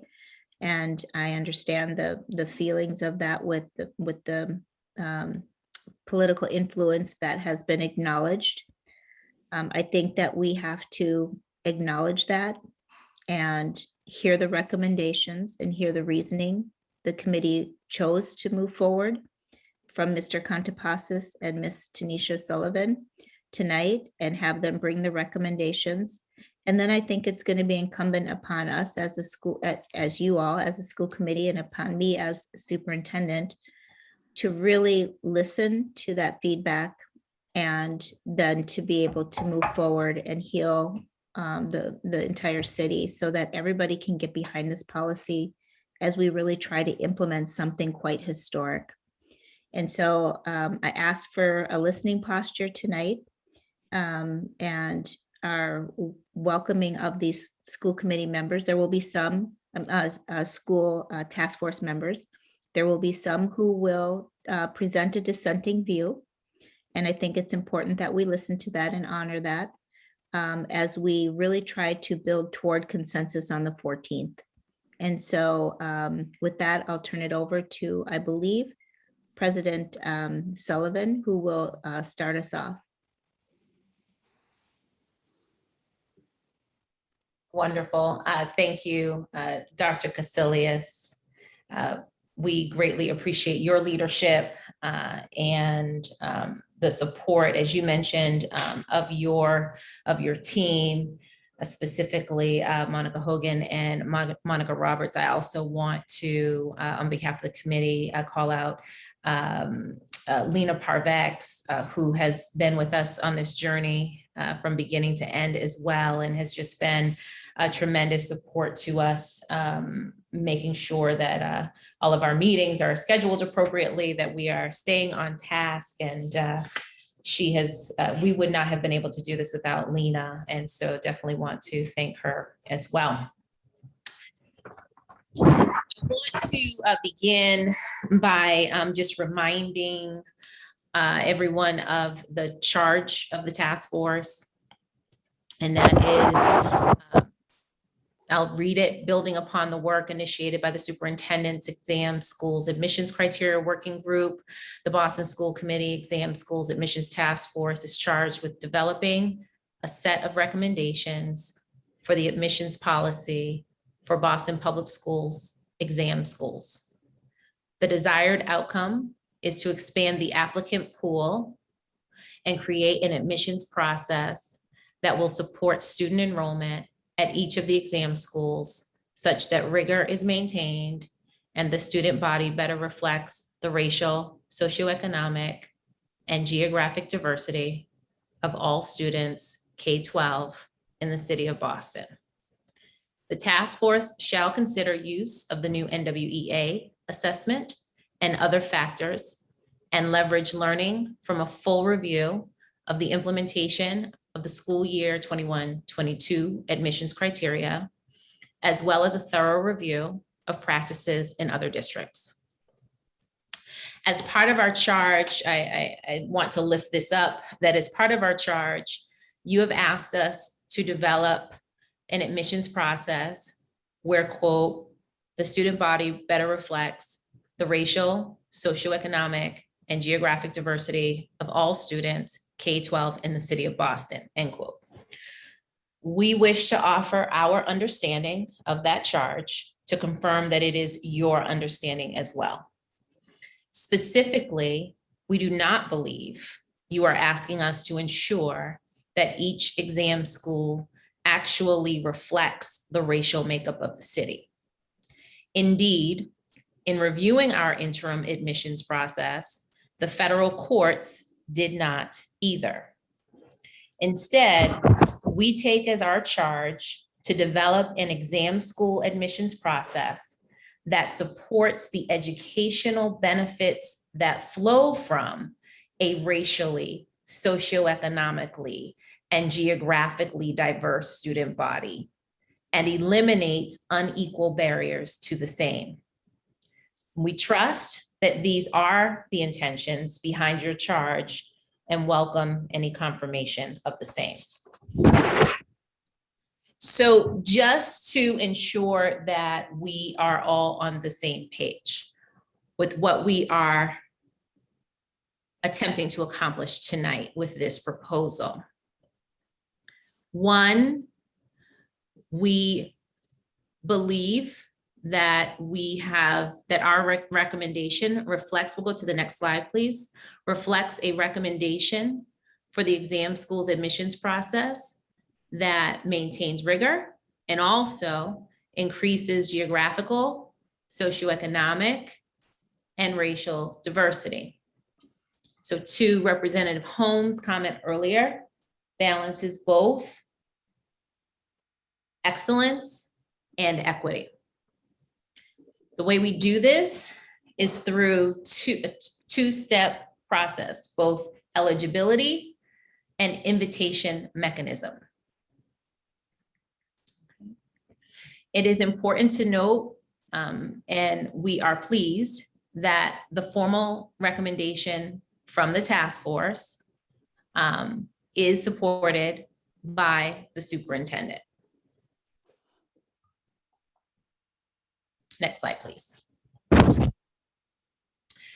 I want to pause to acknowledge the task force members who are all volunteers and who have given in formal session well over 60 hours of their time over the past few months to really meet the charge that has been set before us. Of course, my co-chair, Michael Contempasas, Pastor Sam Acevedo, Acacia Aguirre, Simon Chernow, Matt Kreger, Dr. Tanya Freeman Wisdom, Katie Grasso. I want to lift up Ms. Grasso because she's also a school leader who right alongside Dr. Freeman.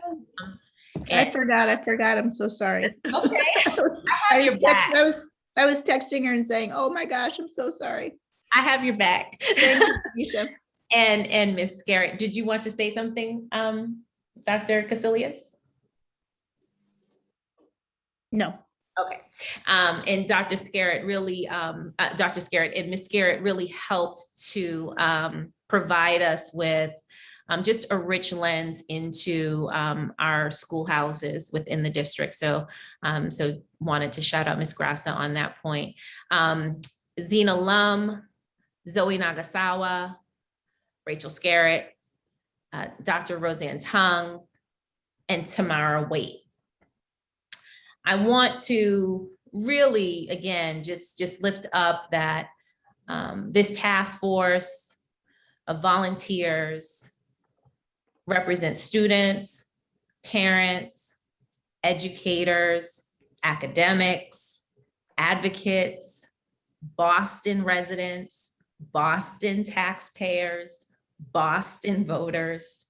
And there really is no group profile more qualified or justified in serving on a city task force of this type. This is democracy in motion. And it is so critically important that we all remember that. Government for the people and by the people must not only be inclusive of the people, but must be led by the people. That is civic engagement. And we must do everything we can to undergird that and not undermine it in a way that may send a chilling effect through our fragile democracy. So I do want to thank the task force members for their diligence, for their thoughtfulness, and for their commitment to meeting this charge.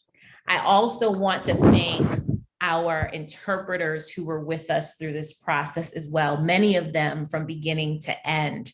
We would not have been able to provide the type of inclusive process that we were able to provide but for them. So I want to thank our interpreters. Next slide, please. The task force had 24 task force meetings in addition to 4 public listening only sessions, including one that was student-led, all between the months of February and June of 2021. All of our meetings included a public comment section and ranged anywhere from 40 to about 126 attendees, with an average attendance of 62 attendees per meeting. In addition, we presented to and shared and had dialogue with the community equity, the BPS Community Equity Roundtable. Again, all of our meetings were hosted on Zoom and provided simultaneous interpretation in 9 spoken languages. All materials were translated and posted on the school committee website. Additionally, to help us meet this charge, we had multiple expert engagements during our public meetings to better understand best practices and how other cities have done admissions for selective schools, as well as to provide us with guidance on important factors for consideration in designing this policy recommendation. Next slide, please. As a reminder, I want to take a moment to reflect on the pre-COVID admissions process for our 3 exam schools. That's the 2021 row. The eligibility was based on assessment and grades, each at 50%, and seats were allocated straight rank citywide. During COVID, an interim policy was introduced, which based eligibility on grades, 100% grades, and allocated seats straight rank citywide, 20%, and straight rank within zip codes at 80%. When we look, next slide, please. Looking at a comparison of the 2 years or 2 processes I just referenced, pre-COVID 2021, during COVID 21-22, it is important to lift up that across multiple diversity indicators, the interim policy provided increased access for students. As you can see, reflected in with respect to the racial and ethnic demographic makeup, as well as the percentage of students from economically disadvantaged families, English learners, 0% in 2021, 7% 21-22. Our homeless and students in the care of DCF, 1% in 2021, 5% 21-22. And students with disabilities, 2% in 2021, 4% in 21-22. Additionally, by design, the interim policy was able to produce geographic diversity across the city of Boston, helping to ensure that regardless of where students reside, they had equitable access to the 3 exam schools. I want to commend the working group on the work they did started doing almost a year ago, that was able to yield this type of really seismic shift in our ability to increase access and opportunity for students across the city of Boston. That said, next slide, please. There were concerns raised relative to the interim policy.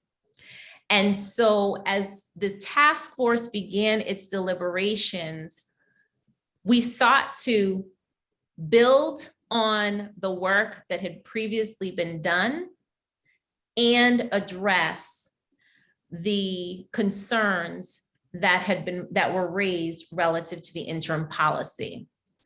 There were 3 primary concerns that we heard. One was that there is economic disparity within zip codes. We know that in the city of Boston, their gentrification is a real thing, right? It is real and experienced by families every day. Economic disparity within zip codes was lifted as a concern specifically as it relates to access for students who are in lower socioeconomic brackets. To address that particular concern, what you'll hear in our presentation tonight, our proposal tonight, is a shift from the use of zip codes to the use of socioeconomic tier groups that group census tracts together based on similar socioeconomic factors. Second, in terms of concerns that we heard, was that the interim policy, again, by design, allocated seats proportional to the number of school-aged children living within a zip code. To help address this concern, you'll see that the task force recommendation is that each of the socioeconomic tiers has relatively the same number of seats in it. And then finally, There has been robust debate relative to high stakes testing and assessment. To address this issue, to help mitigate the concerns, what you will hear tonight in our proposal is that students will be given an opportunity to take the assessment more than one time, with their highest score being considered. And second, that the assessment be aligned with the Massachusetts curriculum frameworks. Additionally, I want to note that we heard a number of times concerns about our most vulnerable children. And so you'll also see here in our recommendation specific supports for our students who are homeless, experiencing homelessness, in DCF care, and also our students who are living in BHA housing. With that, I would like to turn it over to my co-chair, Mr. Contemposis, to share our recommendation. First of all, good evening, everyone. And before I begin, let me echo the thanks to all of the folks that Ms. Sullivan has indicated earlier. We would not have been able to complete our task without the support of all of the members of the task force, as well as those from the Bowling Building who gave much more of their time than I think they even realized. So my role is to share with the school committee the material that we have decided will make up the recommendations that we're presenting this evening. Let's begin with this slide, which talks about eligibility. The purpose of this slide is to indicate the mechanism by which we will determine student preparedness. In school year 22-23, our recommendation is that we utilize grades, B average or better or higher, and a high poverty indicator, the weight of which will constitute the invitation list for the applicants. As I will mention further in my presentation, you will see that there is an absence of an assessment in school year 22-23. It is the strong feeling of the task force that due to the pandemic, it would not really be fair to offer an assessment in this year to students, many of whom have had disruptions through no fault of their own, I might add, in their education during the pandemic period.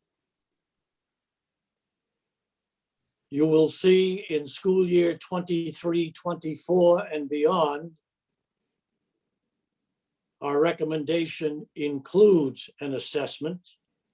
It includes the determination of a grade point average, and it does include a high poverty indicator which I will explain in a minute.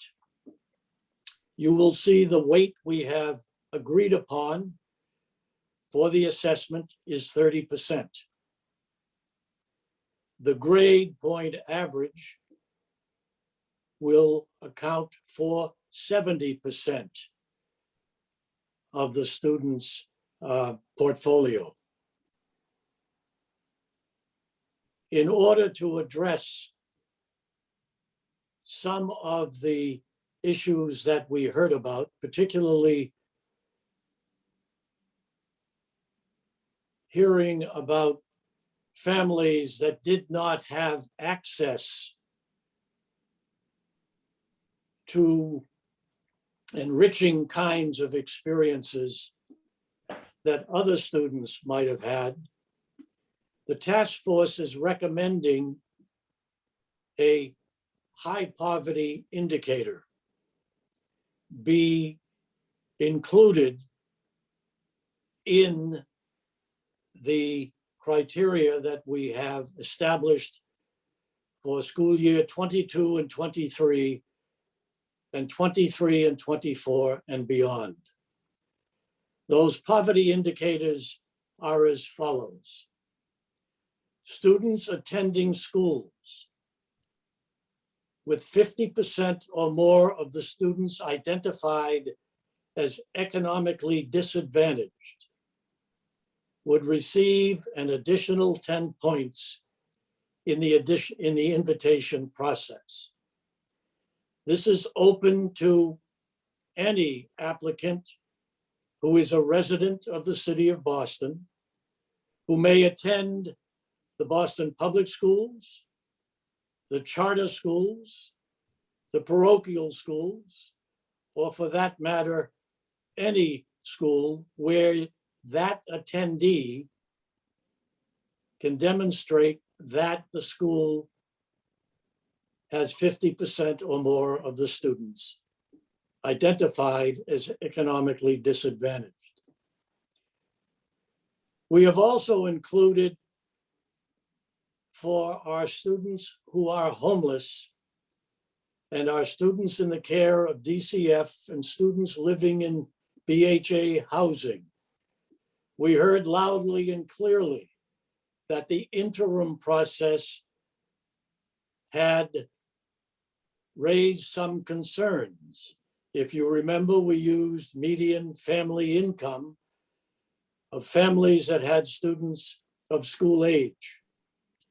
That had created a disadvantage for some students that might be living in a median family with a median family income in a zip code that was higher than those students that are either homeless in the care of DCF or resided in BHA housing within that particular zip code.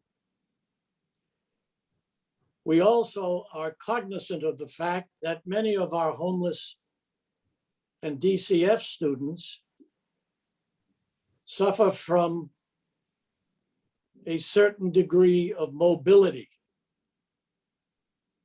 Within that group, there are certainly students of promise that may score highly on the assessment, but because of that mobility, oftentimes their education is disrupted. And so those students in this category would receive an additional 15 points in the invitation process. The key to this is that the poverty indicator is available to all schools, as I have mentioned previously. May I have the next slide, please? As we've indicated, in school year 22-23, No assessment is required this year due to the continuing COVID-19 pandemic. School year 23, 24, and beyond, there will be an assessment. And as Ms. Sullivan suggested, that assessment we're recommending be offered twice, in the spring of the student's 5th grade and the fall of the 6th grade. The student's best score would be considered. As far as the grades and what would be required in school year 22-23, and this is a noticeable change that the task force is recommending. Because again, that we felt that there might be disruption in the grading process for many students in the last 2 quarters of this past year, that we will limit the grading for the first 2 quarters or the first trimester, whichever is used in the 6th grade, in the following areas: English language arts and math, which have been the 2 traditional areas, but we are adding science and social studies. And again, the rationale behind only the first 2 quarters or first trimester is as I've discussed previously. For school year 23, 24, and beyond, we revert back to what has happened in the past. We will use the final term of 5th grade in English language arts and math. And we will use the first 2 quarters or the first trimester of grade 6, English language arts, math, science, and social studies. The question may be raised, why aren't we using science and social studies at the end of 5th grade? Well, the expectation is that that would eventually be much more consistent across the entire system, particularly in the offerings in science and social studies, than it happens to be at this particular point. And the superintendent's effort to raise all schools to the Mass Core standards, the task force feels will allow the district to review in the future the use of additional core subjects for the 5th grade. May I have the next slide, please? This refers to how will we invite students. The mechanism that has been presented for school year 22-23 and beyond, we will utilize a 20% of the invitations at each school, exam school, will be reserved for the top ranking applicants citywide. Invitations will be extended to the top ranking applicants to their first choice selection.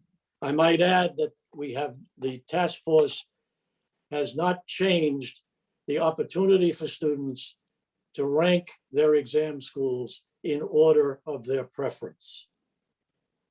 80% straight ranked by socioeconomic status tiers or groups. The remaining 80% of the seats will be distributed to the highest ranking applicants within socioeconomic status tiers or groups. Invitations are distributed in 10 rounds with 10% of each SES tier seats allocated in each round.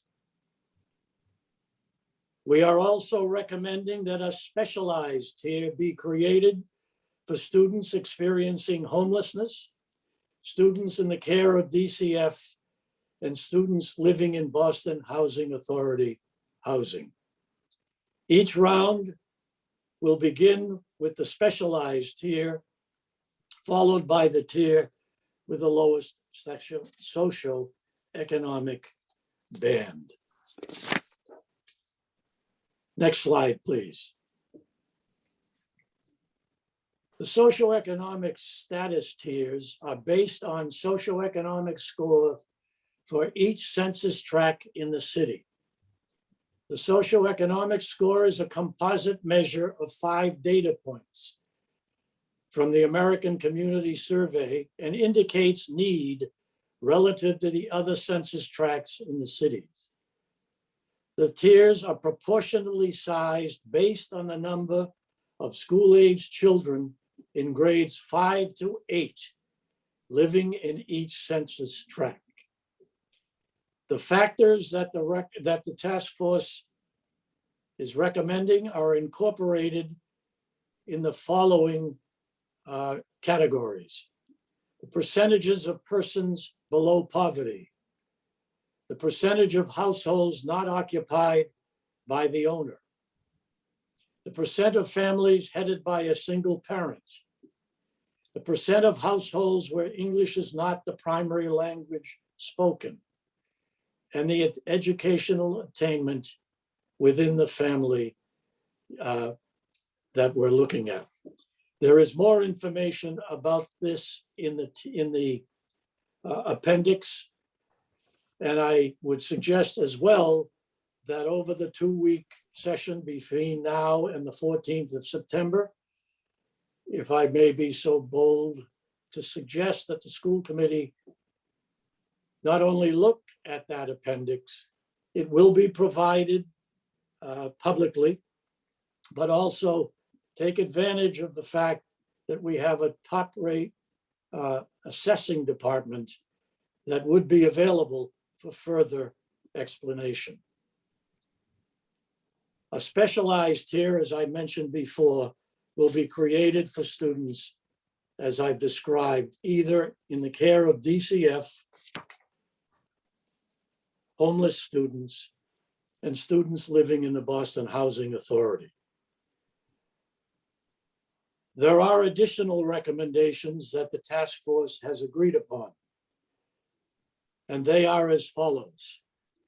And I would stress that given what the task force has presented, all of these are an integral part of the total set of recommendations that we are making this evening. We begin with student support. This is not new. School committee members saw this last year.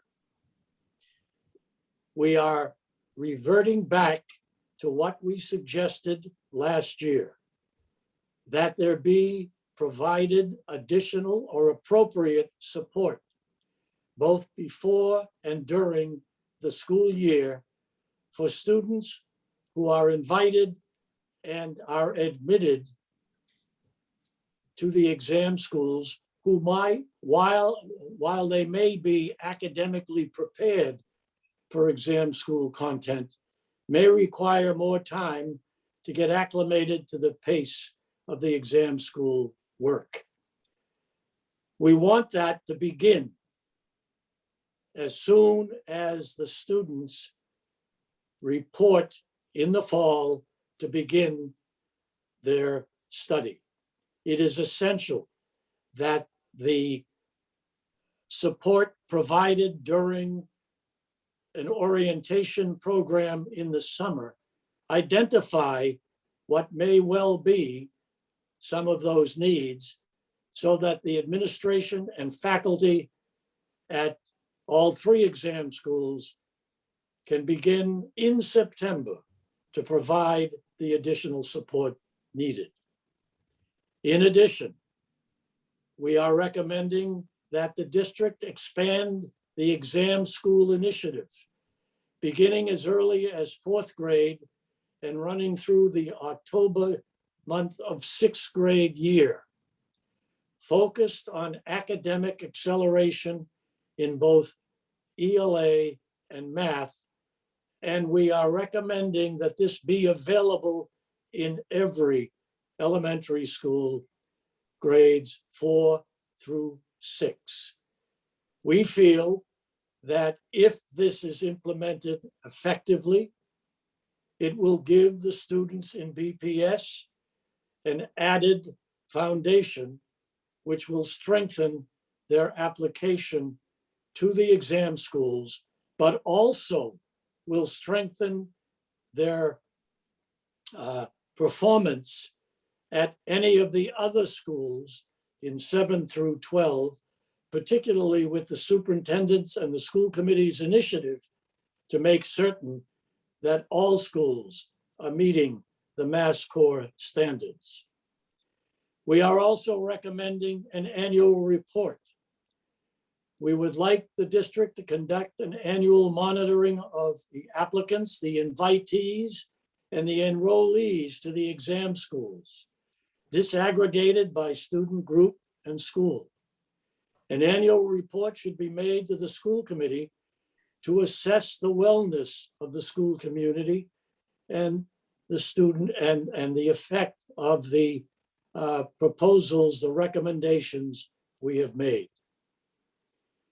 We are recommending a full policy review at least every 5 years, ensuring there is student and teacher votes represented in the review process. We would also recommend that the district consider working with an external researcher to evaluate and understand the impact of the policy changes for multiple cohorts of students, starting with the 2021 admission cycle. The purpose of this is to obviously provide an opportunity for the superintendent and the school committee to offer possible suggestions, if necessary, to review and, if necessary, revise the exam school recommendations. In terms of investments, the school district will fund a summer academic orientation for purposes, as I've described before, for academic interventions, acceleration, and rigor for the elementary grades, and to secure the additional funds required for implementation from the city and not from the existing school department budget. In terms of communication, we've heard loudly and clearly from many parents that they knew nothing about the process by which admission, an applicant can apply to attend one of the 3 exam schools. We want that information to be disseminated widely in the native language, online, in print, and at community centers. It is imperative that that families that have not had access to this information be involved and included and asked if they are interested in applying to one of the 3 exam schools. And finally, we've made this recommendation previously. We're recommending that the district change the 5th grade grading system from a standards-based tool to an A to F grading system or scale. Next slide, please.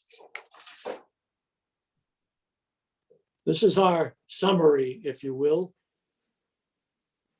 In terms of eligibility, school years 22-23, we're using grades, B average or higher, with a high poverty indicator, and that will determine 100% of the process by which students will become eligible. In school years 23 and 24 and beyond, we will use an assessment that will count for 30% of the total score. We will use the grades as I have described previously, they will count 70% of the total score, and we will implement, as we've indicated for school year 22-23, the high poverty indicators as I've described previously. As far as the invitations, the mechanism for school year 22-23 and beyond is straight ranked citywide, 20%, straight ranked socioeconomic tiers, 80%.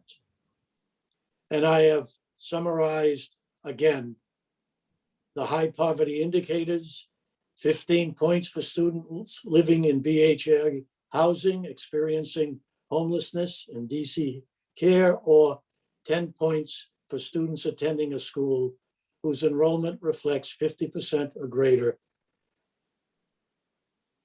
low income. I believe that ends the presentation. As I've indicated, there is an appendix. I won't go through it. I will return the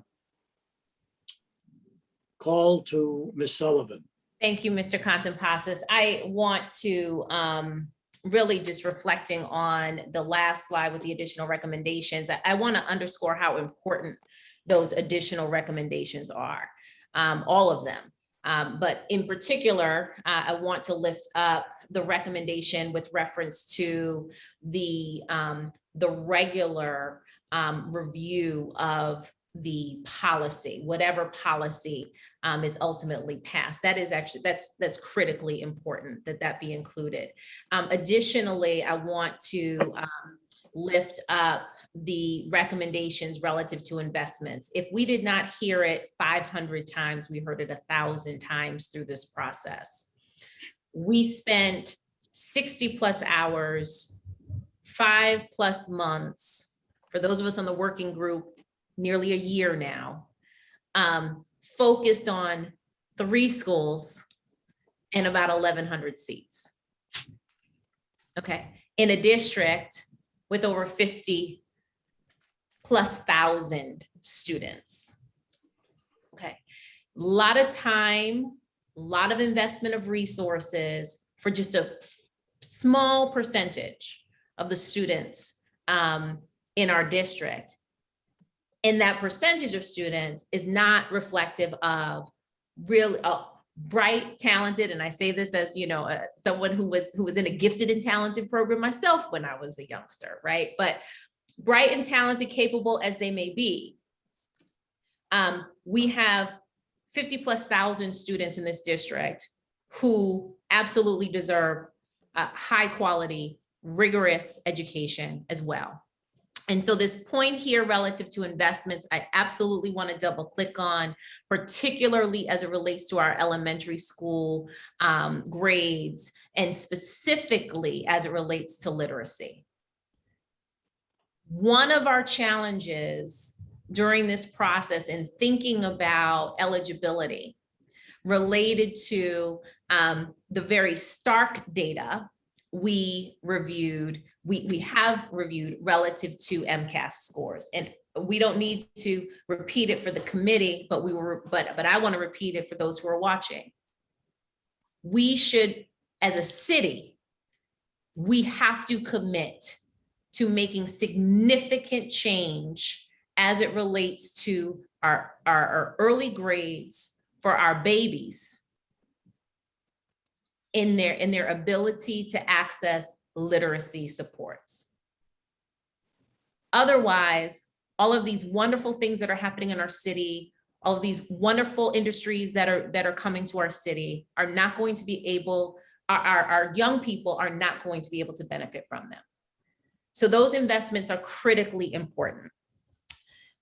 I also want to, at this time, and Mr. Contenpassis and I both want to make sure that we give voice to what we have heard directly from our task force, our fellow task force members, both yesterday during our task force meeting and throughout the day today, quite frankly. You've heard a little bit of this in public comment. Some of you may have also been following it in the media and on social media. On Monday, our task force was able to come to a decision. And on Tuesday, the task force pivoted. And that pivot for many of our task force members was deeply troubling, and gave them great pause and concern, and feeling as if the work was not being valued. But at the same time, task force members wanting to make sure that that we were in a position to present you with a recommendation tonight that could help move our city forward. That said, our commitment as co-chairs was to provide two of our task force members an opportunity this evening to present a dissenting opinion. They are Dr. Roseanne Tung and our recent Boston Public Schools, Boston Latin School graduate, Simon Chernow. Boston Latin Academy. Oh, sorry, Boston Latin Academy. Oh, Simon had me on that. Sorry, Simon. Affectionately called Dr. Chernow. Dr. Tung, are you there? Perfect. Yes, thank you. Co-chairs, school committee members, and superintendent for this opportunity to speak. Simon Chernow and I present this dissenting opinion tonight based on the task force recommendation agreed to in a supermajority on Monday, which was 100% of seats allocated by rank in socioeconomic groupings. We wrote this dissent in anticipation of tonight's meeting before the Tuesday task force meeting. We appreciate the opportunity to share our rationale and will return to more recent events at the end of our statement. Members of the task force have vastly different positionalities and philosophies about education and meritocracy, but we've wrangled respectfully and transparently with options that will increase equity for all families.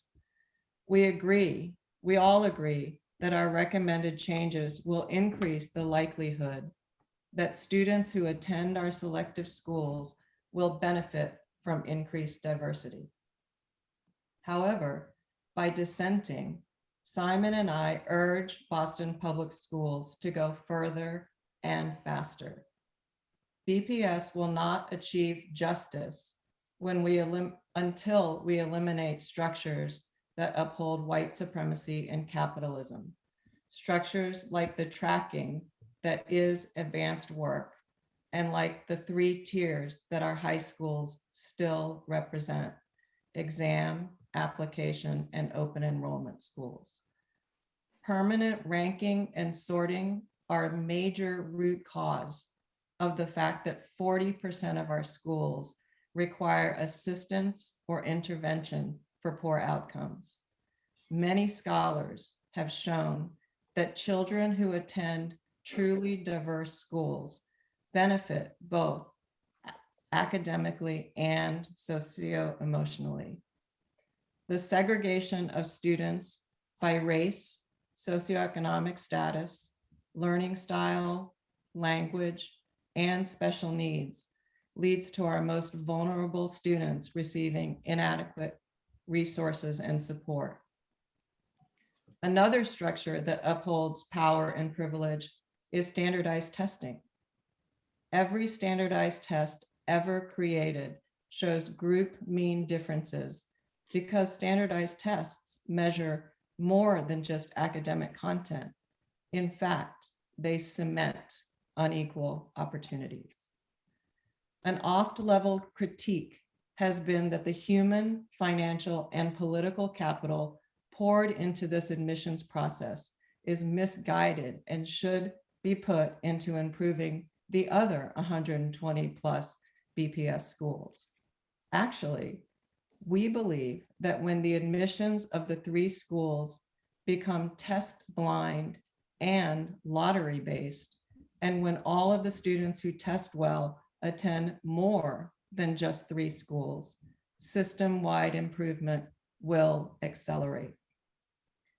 We envision multiple secondary schools that families can choose from based on curriculum and learning style match, as Chair Robinson suggested at the last school committee meeting. A lottery mechanism for all secondary schools reduces the harm inflicted when some students are labeled winners and harder working, and others are labeled losers or less deserving. A lottery mechanism also reduces pressure on teachers from the most entitled parents.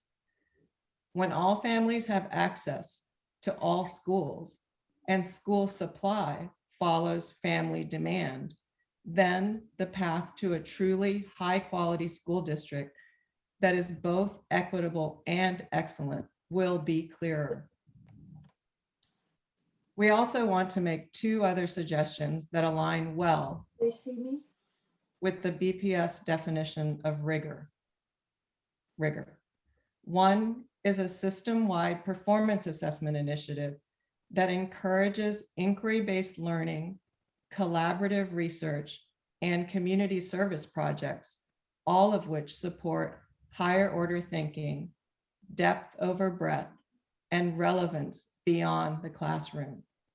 Another is an ethnic studies sequence, which uses curriculum and pedagogy that are culturally responsive, decolonizing, and focused on fighting oppression. We know that pockets of this work are happening in BPS. To make them more accessible system-wide, let's put in at least the same amount of expertise, thought, research, and effort that this admissions process has taken. I'll turn it over to Simon now.